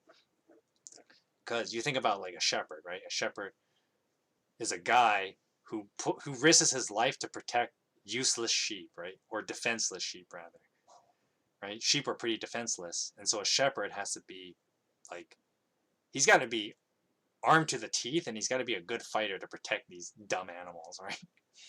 And so, like, that's why, Abel is viewed as like an idealistic character, and then of course, like, Abraham is a pretty tough fighter in his old age too, right? Because he's a shepherd. And then Jacob, you know he goes toe to toe with God because he's a shepherd. And then here David is able to just like defeat a giant, basically, and he's a shepherd, right? And so once again, this idea of like the shepherd and the heroic warrior is shown, right? And the parallel between them, because of course shepherds are selfless heroes, right? The heroic story, if you will, is displayed through shepherds. And so that's another interesting thing that kind of shows up in this story, right? And that's, as we take these notes into consideration, then it's like, it's not so much like an underdog story, contrary to what you might have been taught. But the David Goliath story isn't an underdog story. It's not a little guy who defeats a big guy. But rather, the more important question is, who taught you how to fight, and how confident are you in that, right? And of course, ultimately, the answer is supposed to be, have you, learned what you can from God? Weird way of wording it. But, have you learned what you can from God, and are you using that, right? And of course, this is application to our ministry lives, as I've already said. But it's interesting that, like, this is how the story goes about it, right? And the way you should view the David Goliath story is that, like, well, David is a man after God's heart, not because of a miracle magic moment, but because of his relationship with God and how much he trusts what God has already instilled in him. Obviously, we haven't seen that process because, once again, the Bible's not interested in that. You don't get to see the episode by episode, if you will, of David's development, right?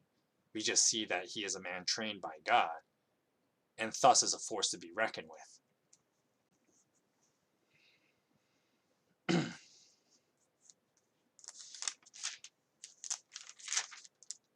Now that I got all the more theological stuff out of the way, let's talk about some fun stuff.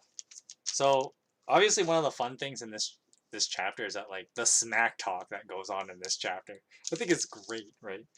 So, first, David is like just talking mad crap about like Goliath in general. Right? It's like, we're the army of Israel. Like, this guy's nothing to us. We should just go up there and whip his ass. That's basically what David is saying. He's like, we should just go there and whoop his ass. Because, I mean, we're the army of the living God. Like, who is this guy to us, right? Nothing more than an uncircumcised Philistine. Which, on a side note, is where that diss comes from, right? When using, like, in older, like, well, not older, but, like, in some stories and, like, dramas, they use the word Philistine as an insult. It comes from this story, right? Where David kind of uses that as an insult. And so he's like, who is this Philistine, right? And uses it as an insult toward Goliath. Because, like, you know, David is that confident in his abilities. It's like, he's nothing to us, right? We should just go in there and whoop his ass. And so David has a smack talk. And then, of course, you move on in the chapter a bit. And then, you know, when David and Goliath actually are standing at the battle lines facing each other, Goliath has smack talk too, right? So he's just like, oh, what are you, a little boy, gonna fight me? I'm gonna feed your flesh to the animals, right? Because you're gonna be deader than dead. And then, of course, David retorts with like, oh no, it's not just you who's gonna be deader than dead, but all your guys here, you guys are gonna be deader than dead. There won't be enough of you left to like bring back home. You're gonna be so dead. And so, like, just the smack talk is great. I think reading, if you're gonna read parts of the Bible, just read 1 Samuel 17 for the smack talk, right? Because it's great. And then, of course, the Bible goes out of its way to say, like, yeah, and David was right. The Philistines were deader than dead, right? And this is like in this funny passage where it's like, starting from the second half of just before verse 52. So like near the end of verse 51, because this chapter is pretty long, so like verses have like multiple sentences in them. You see where I'm going with this. So it says, when the Philistines saw that their hero was dead, they turned and ran. And then verse 52 says, then the men of Israel and Judah surged forward with a shout and pursued the Philistines to the entrance of Gath, to the gates of Ekron. Their dead were strewn along the Sharaim road to Gath and Ekron. That's a lot of dead guys on a road, by the way. So yeah, deader than dead. So brutal they probably couldn't, well, I mean, considering what we can get away with on TV these days. But it would be so brutal, they wouldn't be able to air it on TV. It's a fun expression, but I don't think that's true anymore, because we can get away with a lot of funny stuff on TV. But anyway, so like David and the Israelites just waste the Philistines, like pretty badly too, right? And so the smack talk before it was just like, it's pretty hardcore, and I think it's another reason why this chapter is just so great to read.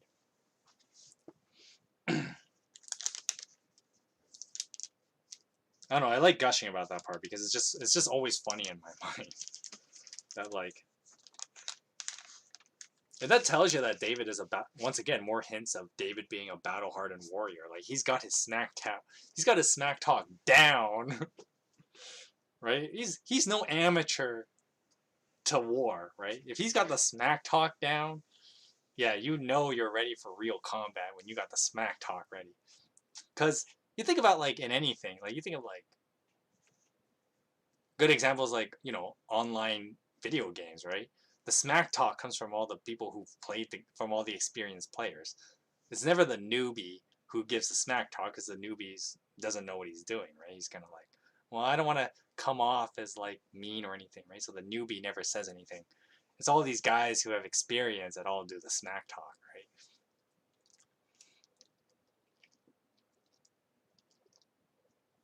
You even think of like funny TV examples, like you ever watch the old wrestling, like WWF? Well, WWE when it was called WWF. That's how old I am. So back in WWF, like, I mean, that was this whole thing, right? Of course, like, we know, like, WWF is fake wrestling. It's not real wrestling, but, like, people watch that stuff because of the drama and the smack talk, right? Because it's fun to watch. And some of the stuff that went on in, like, 90s WWF was, like, just golden, you know, smack talk, right? And once again, it's always these, like, you know, the quote unquote big wrestlers, right? And the experienced fighters that do all the smack talk, right? And so one of the funny things to read is that like, well, David has already got this down, right? So once again, it reinforces the idea that like David is no amateur, he's no newbie to the scene of war, right? And of course, when David has an extra line like, "And I will kill you and cut off your head," which he does, right? And so I don't know. I always find this scene funny. It's just always funny to me. Maybe because I have a sick sense of humor as well, but I don't know. I just always enjoy this scene. Part of it because of the smack talk. Hey man, this is also a reason why I used to love like '90s wrestling, because I mean that's what made it so good. It's just the smack talk that went down, and it was always fun to watch. And so like reading that kind of thing here is always fun to read too.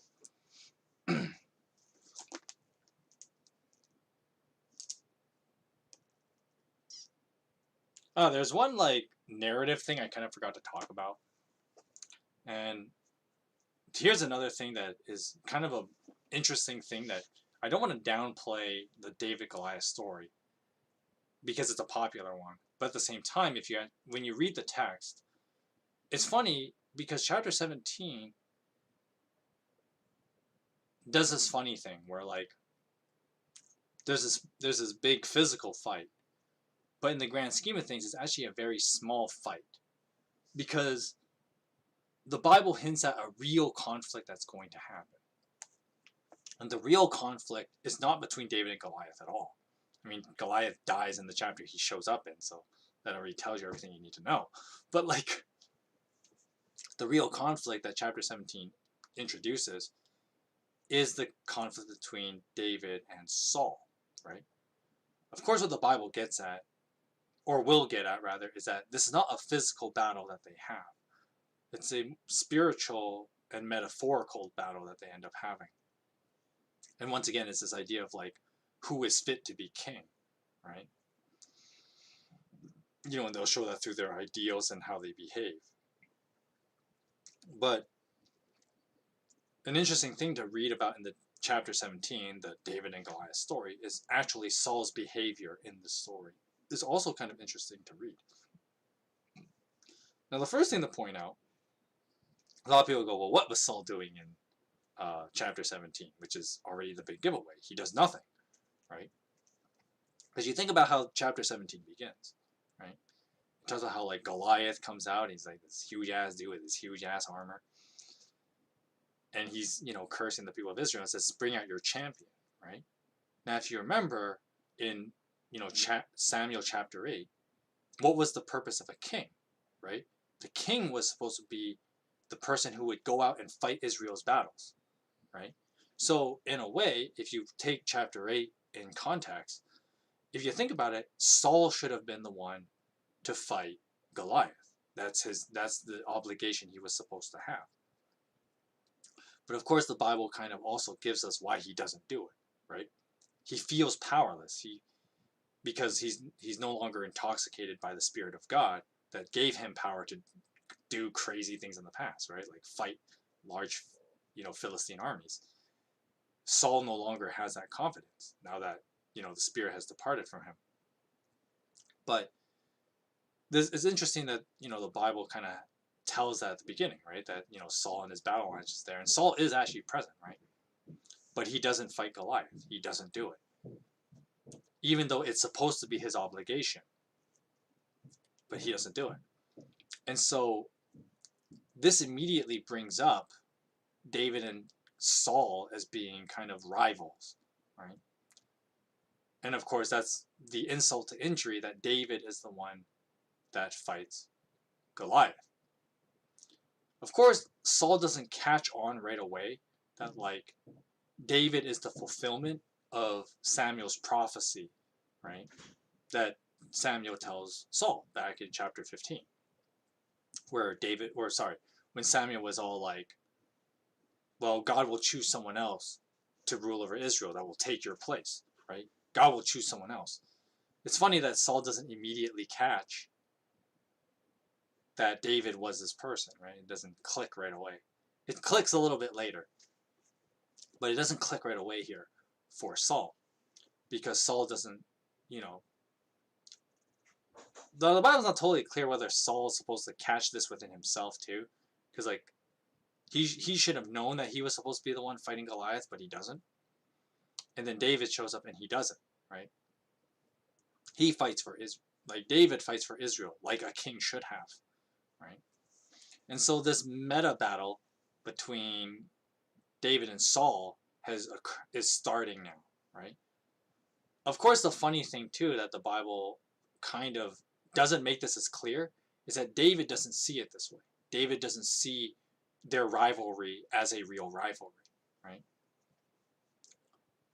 Because one, you could chalk it as like David being a little bit pompous, where like, well, if Samuel already says I'm going to be the future king, then that's that. I have nothing to worry about. So David doesn't view Saul as a rival in that way, because David kind of just assumes, well, I'm going to be king anyway, somewhere down the line. So it's not like I have to worry about Saul, if that makes sense, right? David doesn't view Saul as a threat. But of course, it's not a two-way street, right? Because Saul will immediately start seeing David as a big threat. And we'll get to that pretty soon, because that's actually in the next chapter, where Saul will see David as a major threat. And so that's why like some people downplay that like there's this meta battle between David and Saul going on, because one, David doesn't view it as a battle. He doesn't really view Saul as his rival. But if you look at the story from Saul's perspective, there's a huge battle that's about to erupt. The real fight is about to begin, right?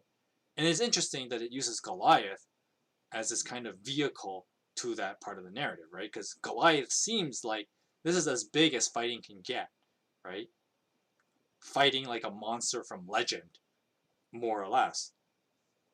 It's kind of how some people interpret Goliath as well. He's a monster from legend, right? He's a giant, for crying out loud. So, you think that's how big fighting can get, but it's like, no, right? There's a bigger battle about to take place, right? And it's not on the physical level, it's on a spiritual level between Saul and David. But once again, David doesn't view Saul as a rival. But we get a lot of these hints in the David Goliath story. First with Saul not fighting Goliath and David doing that. And then, of course, there are other moments where, like, David and how he proclaims his victory, right? That, by the power of God, that I will be able to do this. Well, Saul used to have that, right? He used to have that power, but he doesn't now. And so for Saul to see this happen, something that he used to have, goes back to like the addiction illustration I was using, right? That temptation of like, oh man, I wish I had that. I wish I had that, right? I used to have it, but I don't have it. And I gotta have it again, right? No doubt Saul was kind of thinking these kind of thoughts, especially when he saw David fight Goliath and get this victory, right? Saul must have thought that. And so this just fuels this conflict that hasn't burst into a real conflict yet, because Saul isn't quite intimidated enough. And of course, David doesn't view Saul as an actual rival. So David does not perceive any threat from Saul.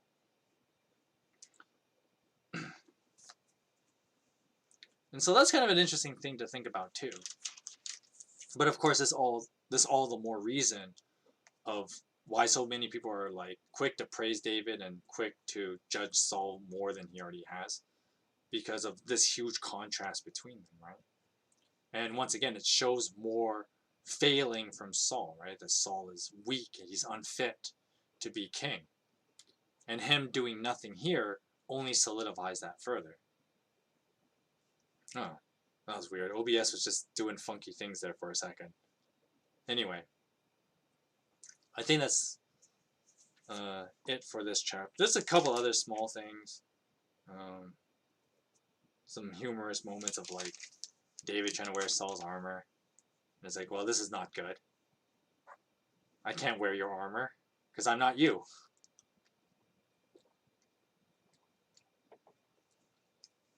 Which probably was an insult to injury to Saul, by the way. Yeah, think about it. And then David gets his victory, and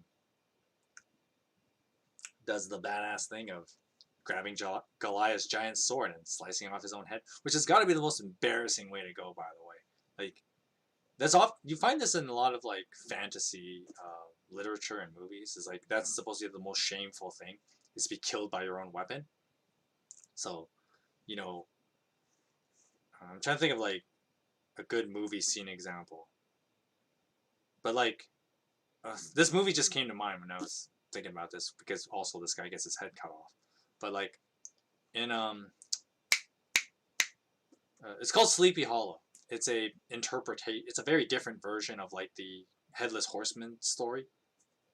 Sleepy Hollow is a movie starring Johnny Depp as Ichabod Crane. And in this movie, there's a scene where it kind of tells like the origin of the Headless Horseman, right? And so he was this guy in this war, and we get to see his death scene, and he's fighting off all these guys, but eventually he loses because he's one guy, the Horseman. He's one guy, and the other, his enemies are many. And then after he loses, like someone picks up the Horseman's sword because they cut off his arm, and he dropped his sword.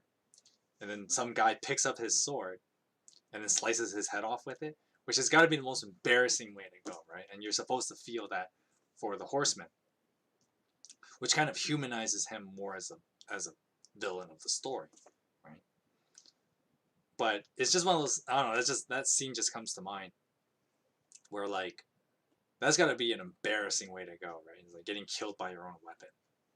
And there are other movies that do this in different ways, right? Where the villain tries his big plan, and then of course it backfires and he's killed by his own weapon, right? And then it just makes the villain kind of look goofy because he's killed by his own weapon, right? The Green Goblin in the first Spider-Man movie with the Sam Raimi movies, right? The Green Goblin's killed by his own glider. It kind of makes him look pathetic when he dies, right? Of course, there's that poetry in it too, right? Where Norman does kind of see that he is like, wow, I've really sunk down to this level. I really am kind of pathetic, right? And for him to be stabbed by his own glider, shows that, right? That he's a man who's lost all dignity. And so, once again, it backfires in easing Spider-Man out of his guilt of killing his best friend's dad, but, the idea that's portrayed is that, like, well, the Green Goblin was actually a pretty pathetic person. He had sunk so low. And his final embarrassment to himself is that he ends up getting killed by his own weapon, right? And so you kind of see this with Goliath too, right? That like, yeah, he's not meant to be like, even though the beginning of chapter 17 plays on to be like, oh, he's this big, scary giant. But it's like, no. Oddly enough, the Bible kind of paints him as being kind of pathetic, right? He's taken out by a stone, so an unconventional weapon, and then to add insult to injury, his head is cut off by his own weapon. Like you can't possibly be more embarrassed than that. I mean, assuming that like, since he's dead, he can't witness his own embarrassment. But that's really embarrassing. And of course, that's another reason why the Philistines get so terrified all of a sudden, right? And the Israelites are just like, yeah, we're gonna waste you now. Because if your strongest guy dies in such an embarrassing way, yeah, you're screwed, right? And that's exactly what happens to the Philistines, right?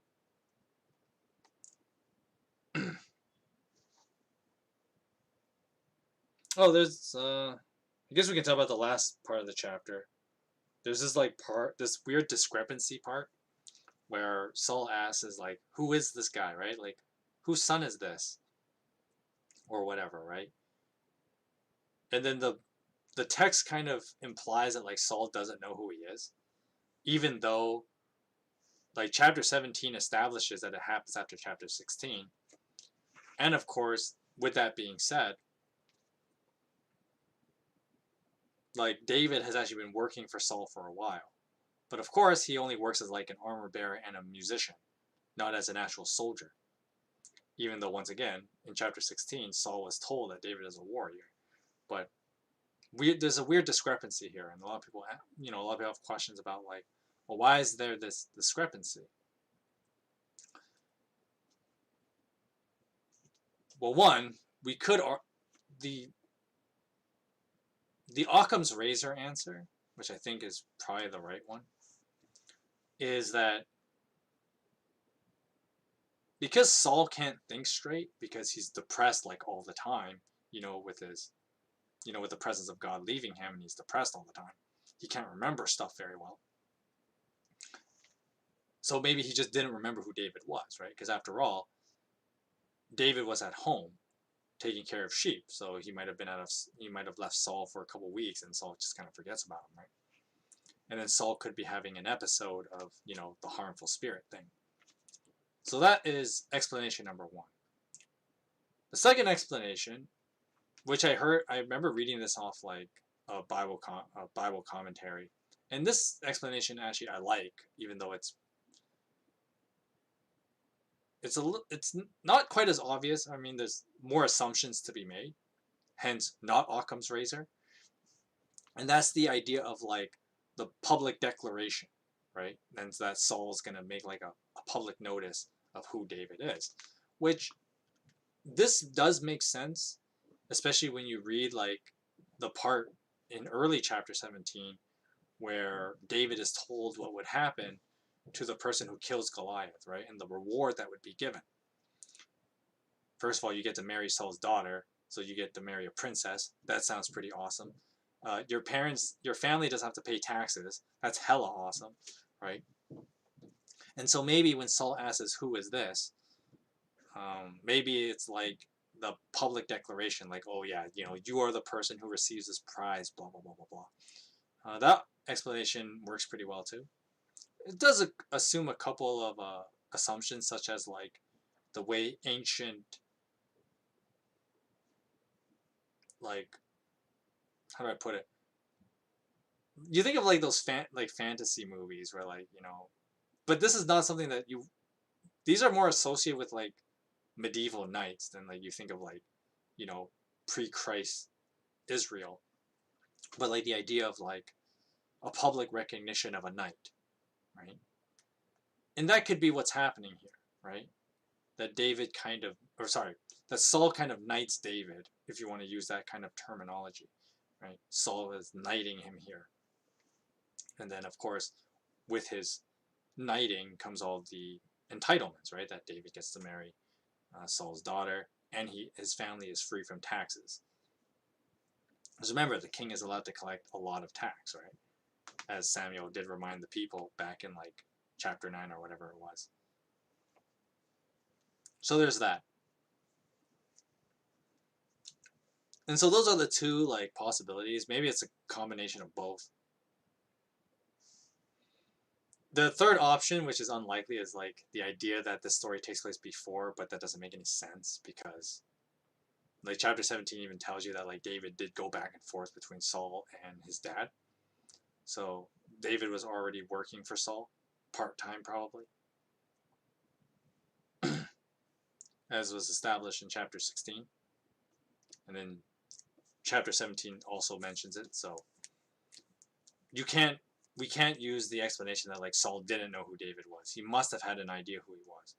But I will assume that he could have forgotten because of like his chronic depressions due to his, power tripping needs. We'll call it that. But that's the other explanation, right? But I think between him being somewhat forgetful because of his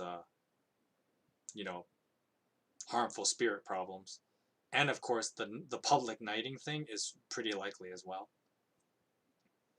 So it could be an interesting combination of those two.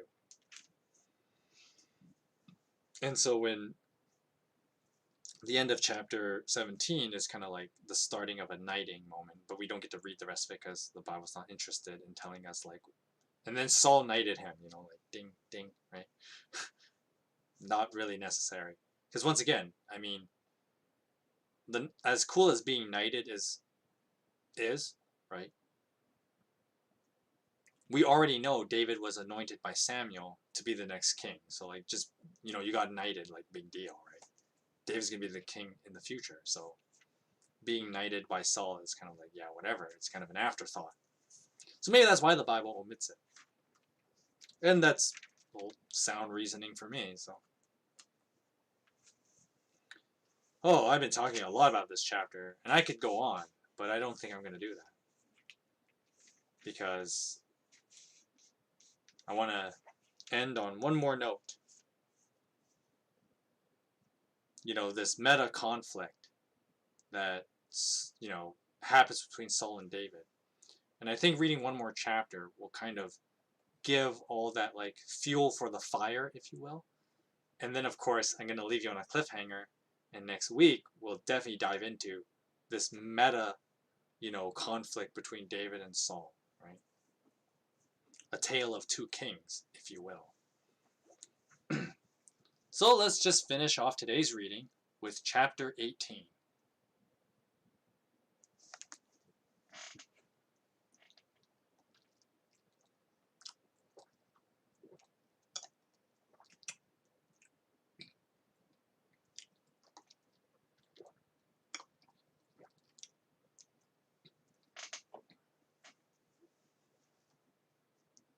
All right.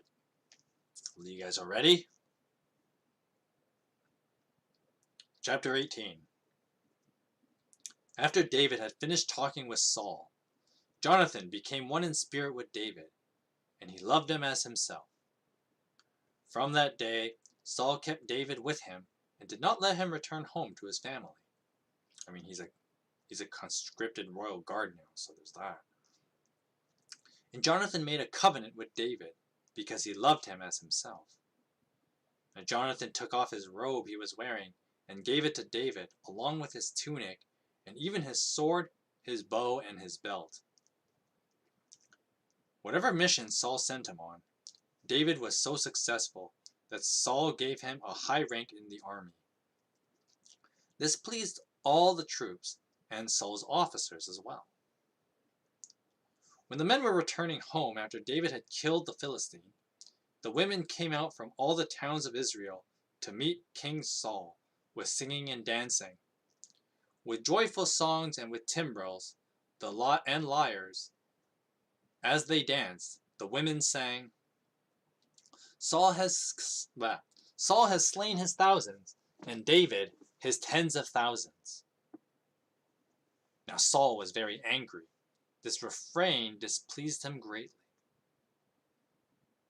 They credit David with tens of thousands, he thought, but with me only thousands. What more can he get but the kingdom? And from that time on, Saul kept a close eye on David. Now the next day, an evil spirit from God came forcefully on Saul. He was prophesying in his house while David was playing the lyre, as he usually did. Now Saul had a spear in his hand, and he hurled it, saying to himself, I'll pin David to the wall. I'll pin David to the wall. But David eluded him twice. Now Saul was afraid of David, because the Lord was with David, but had departed from Saul. So Saul sent David away from him and gave him command over 1,000 men. And David led the troops in their campaigns. In everything David did, he had great success, because the Lord was with him. When Saul saw how successful he was even more afraid of David. But all Israel and Judah loved David, because he led them in their campaigns.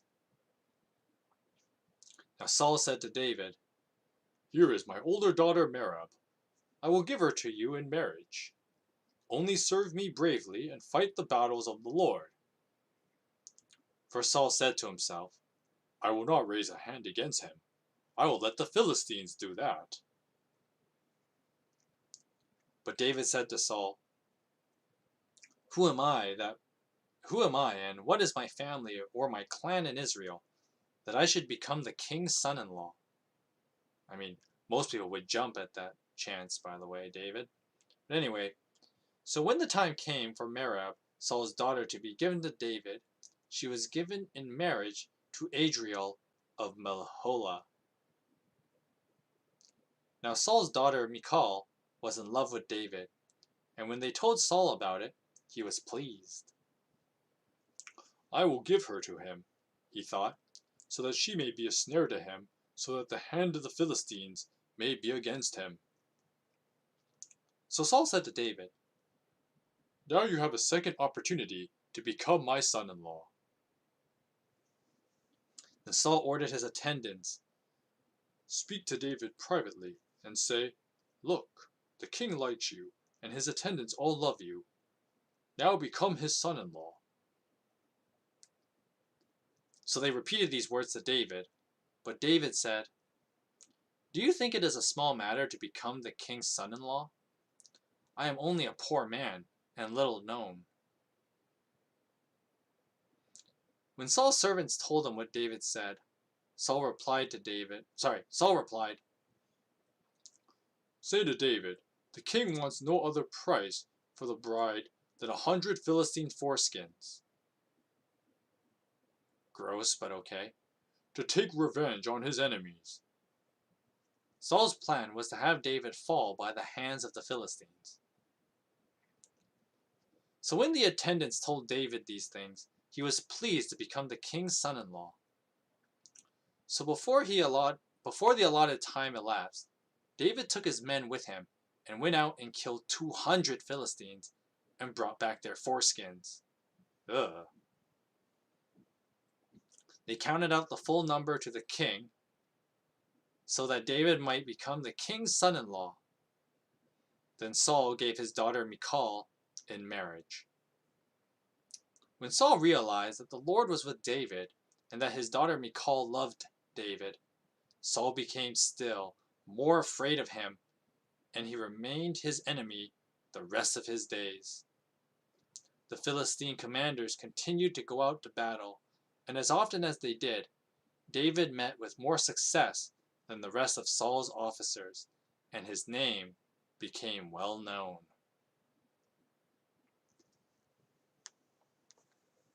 So, chapter 18, a short chapter, just kind of reinforcing this meta conflict between David and Saul. So let's just go through this. We should be able to get through this pretty quickly. So the first part of the chapter talks about Jonathan. We haven't seen him in a while. You know, the stand-up guy that everybody loves because Jonathan's a really cool guy. Despite being a prince, he's like, you know, pretty humble. He's cares about the people. You know, Jonathan is the kind of guy a king should be. And we have this funny exchange where, like, Jonathan, you know, he gives David all this stuff. And, of course, there's, like, this whole thing about, like, Jonathan loved David as much as himself. You know, like, they became the best of friends, basically. And he gives him, you know, his robe, his tunic, his weapons, his belt. He basically gives him everything. And this scene is pretty telling, right? That Jonathan, there's something about Jonathan that's interesting, right? That Jonathan is pretty in tune with God. And so he must know somehow that, like, David is this person that, you know, God will make king of Israel. He must know somehow, right? Because, you know, this action Jonathan does holds those kind of implications, right? Because if you think about it, Jonathan is the person in line, right? Because that's how monarchies work. You know, kingship is given by blood. And so Jonathan, naturally being Saul's oldest son, at least that's assumed, he would be next in line. But by him giving David all his stuff, like his robe and his tunic and everything, there's the symbolism of him giving up all those kingly rights, right? And that makes sense. You know, the robe, his outer robe is, you know, the royalty, right? The tunic is like the battle garb of a leader, right? And then what else does he give him? He gives him his sword, I think. Yeah, his sword. So obviously the combat role of a prince and future king. The bow, which I guess also goes with the sword, right? But we know that what the Bible hints at is that Jonathan is more skilled with a bow than he is with a sword. So like his real strength, and of course his belt, the stability of being the future king, right? And so Jonathan gives all these things to David, and there's that symbolic kind of element of, Jonathan hands over the kingdom more or less to David, which is interesting that this happens, right? And this is where, once the Bible never flat out says it, but I've always thought that like, well, Jonathan must know. He must know to some extent. Maybe Samuel told him somewhere off screen or something, right? That David was going to be the future king, because Jonathan knows this even as early as chapter 18. Now, of course, there's a later passage where Jonathan flat out says that he knows that David is going to be the future king. Though, once again, the Bible never tells us how he gets his information. I mean, one way we could guess that Jonathan knows this is perhaps the battle with David and Goliath. Maybe Jonathan knew his father should have fought as the king of Israel, but David fighting Goliath may have revealed to him that, like, David fits the kingly role. And you could also make the case that, like, well, Jonathan should have fought Goliath if his dad wasn't going to, as the future king. But Jonathan doesn't do it either. So that's a possibility. That's like the best rational explanation I can come up with, outside of like, well, maybe God directly told him or God had Samuel tell him, which would be the other way of doing it. But perhaps like Jonathan, it's clear that the Bible indicates that Jonathan knows that David's going to be the future king. How he knows this is kind of up in the air, but I think it's interesting that like this exchange happens between them, which has got to be kind of awkward too. It's just like guy's just like, here's all my stuff, boom, and he's just like in his underwear. See ya. It's like, interesting. And I mean, David already has a lot of stuff because he ends up having like he has Goliath stuff too. I mean, then again, Goliath stuff's a little different because a lot of it's not usable, right? I don't think David would be interested in a 125-pound armor designed for a 9'9" guy. So that's kind of useless. Although you could probably like melt that down and sell it for some pretty pennies if there's that much bronze. But that's besides the point. So funny exchange with Jonathan. And then moving on, we have the part where Saul returns home, and there's this funny scene where like the women are singing about how awesome David is, right? Saul kills his thousands and David his tens of thousands, right? And so we immediately see that Saul gets really envious of him, right? Like envy just like boom, right on top of him. And this is one of those symptoms, or perhaps a result of like that spiritual void in Saul's life, right? And so he becomes really envious of David.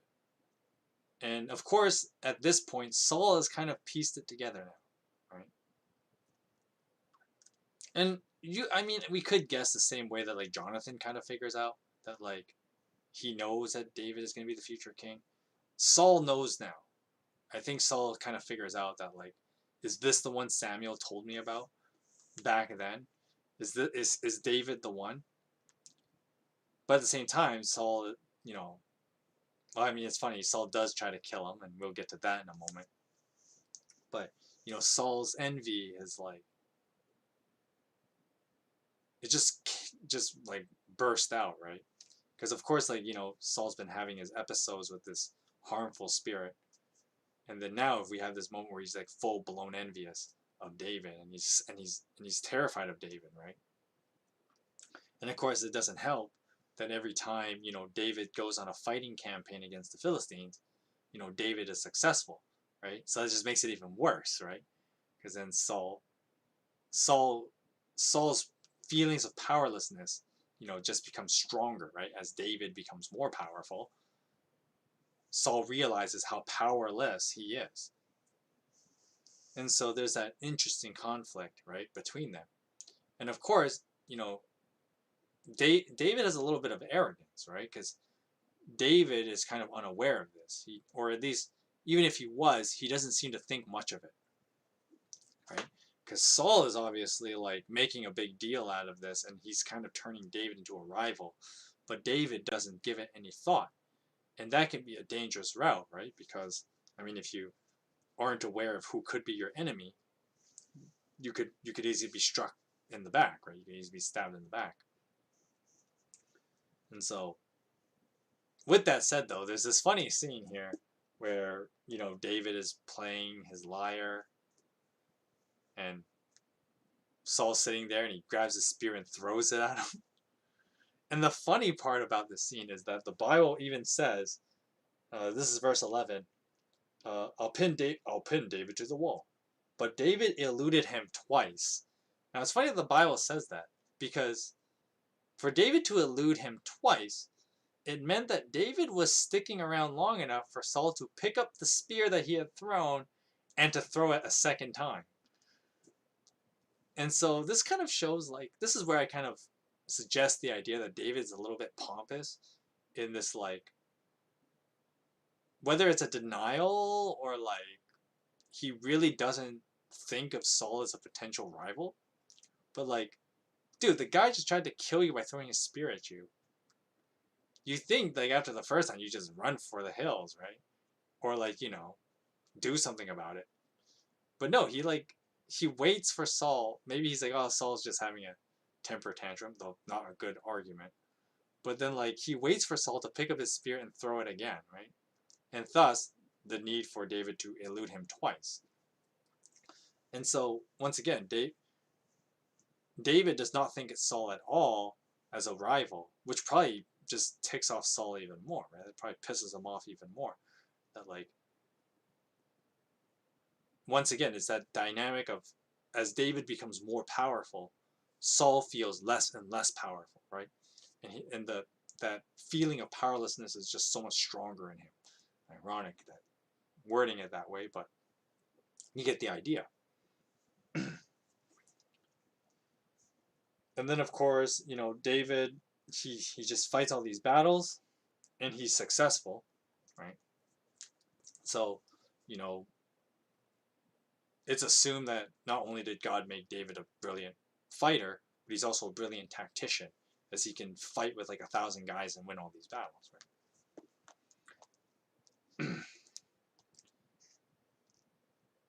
Then we get to, like, this interesting bit where Saul's like, he comes up with this plan to have David killed, though it doesn't end up working. Where he's like, well, I'll just have David fight a whole bunch of people, to win the favor of my daughter, and then he'll get killed by the Philistines this way, right? Because his luck's got to run out sometime, is what Saul's probably thinking. Once again, God is continuously helping David, and David just keeps winning battles. He's just being more awesome than he already is. Of course, there's this funny exchange where, like, I don't even know why the Bible even mentions this, but, like, oh yeah, first Saul was going to offer his oldest daughter, but then for some stupid reason, I guess he marries her off to someone else for diplomatic reasons or something. And so it's like, well, David didn't marry my oldest daughter, so I'll just give her off to someone else.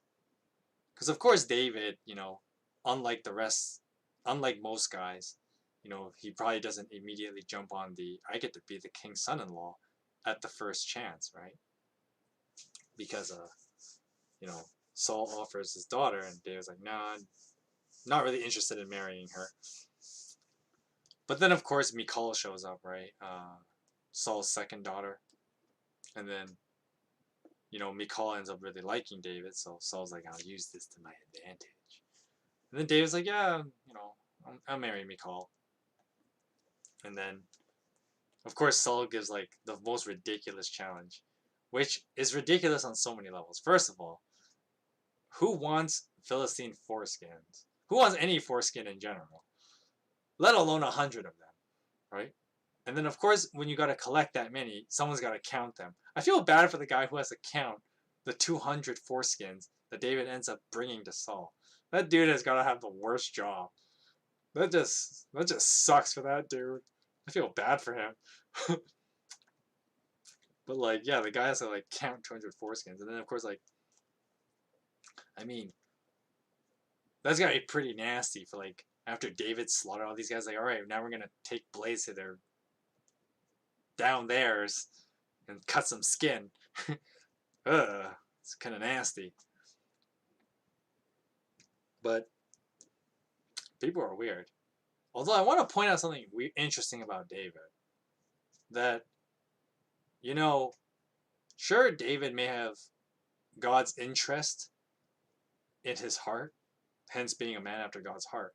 But at the same time, David has some questionable characteristics, right? So going back with Saul's first daughter, what's her name again? Merab, and Saul's offer, to become a son-in-law. And David doesn't take the easy route. He doesn't just go like, yeah, I can just marry your daughter and gain even more fame. Marrying a princess gets you famous, right? And of course, getting, favor with the royal family. I mean, not like he already doesn't have that from Jonathan, his buddy, his new best friend, right? He can get even more favor by marrying Merab. David doesn't take the easy route. Instead, and I always, there's one of those things that should make you question things and, be more critical about people.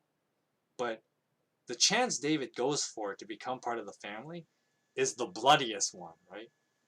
He doesn't go for the simple like, oh, marry my first daughter, done, right? Instead, David definitely goes like, yeah, I'm in for like bringing like Philistine foreskins. I'm in. What? Like, who does that? Apparently David does, right? Which should make you question, some things about David's personality, right? And so it's interesting that like the Bible kind of shows these little hints of like, sure, David is going to replace a bad king, but keep in mind, only God can be king.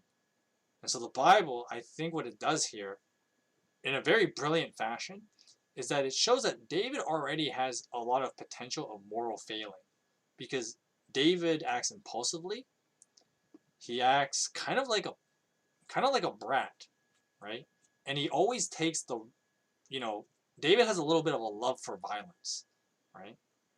Now, of course, I was making jokes like the smack talk back in chapter 17, but here we see it more where David actually has his love for violence. And so, that's a questionable thing, if you, especially in a leader, right? If, we have leaders that have a love for violence, you're going to have trouble, right? And David shows a little bit of that. He's got this love for violence. And so, maybe from the earliest days, there should have been some suspicion of like, would David actually be a good king? Especially when he has this kind of bloodlust, which is always a dangerous thing to find in any person, right? And I always found this chapter, as it tells this kind of little story of David and Saul's relationship and this kind of conflict between them. But it shows these little hints of like, in the grand scheme of things, like these guys are they're questionable people, and it's supposed to. I think one of the major things that this story also does, if we think of it from the perspective of like Israelites before the coming of Christ, so that since the post exile in Babylon, so that's 600 BC to first century AD, and to make the Hebrews, ancient Israelites think about was like,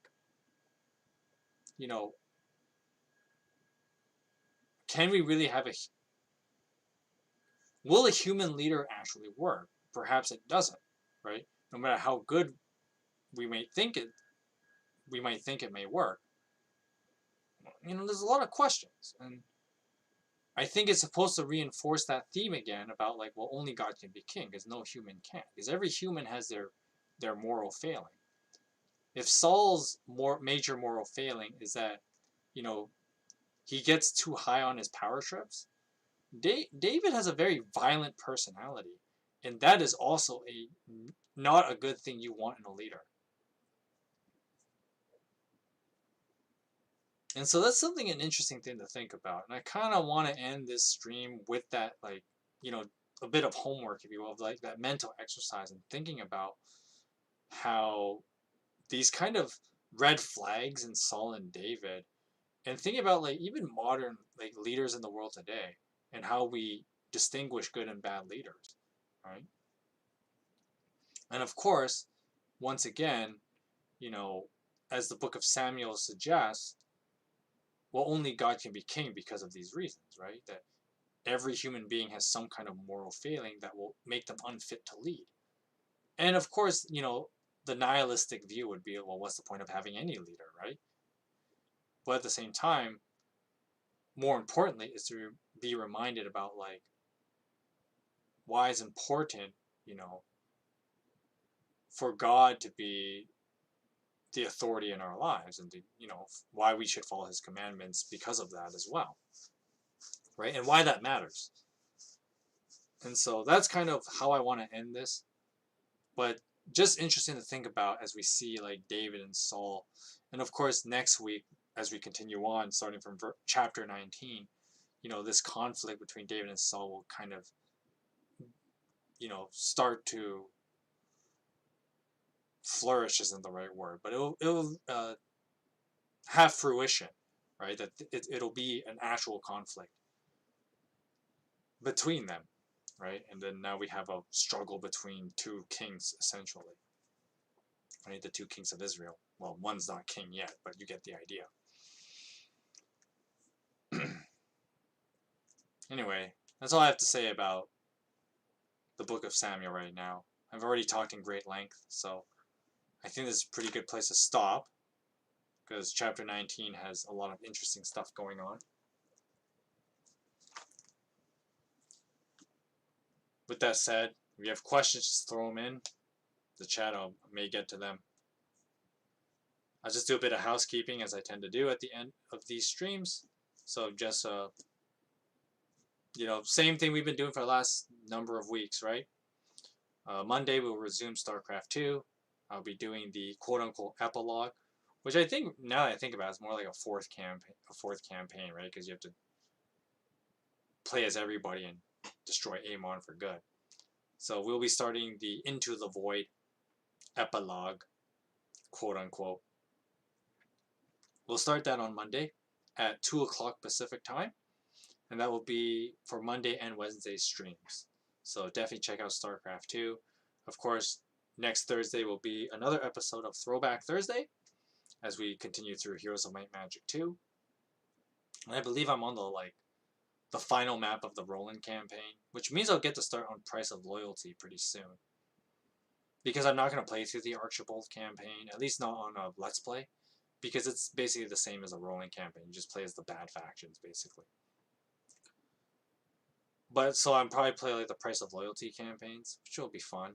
I do like them quite a bit. Well, 3 of them I like. 1 of them I absolutely despise. But, you know, I still got to finish the Roland campaign first.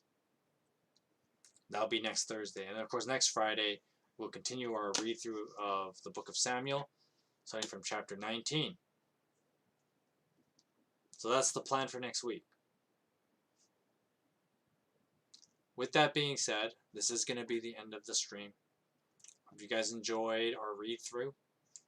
You guys, you know, read it again yourselves and really soak in, you know, what the Bible teaches and what it's telling in this story. I hope you guys have a good rest of your Friday.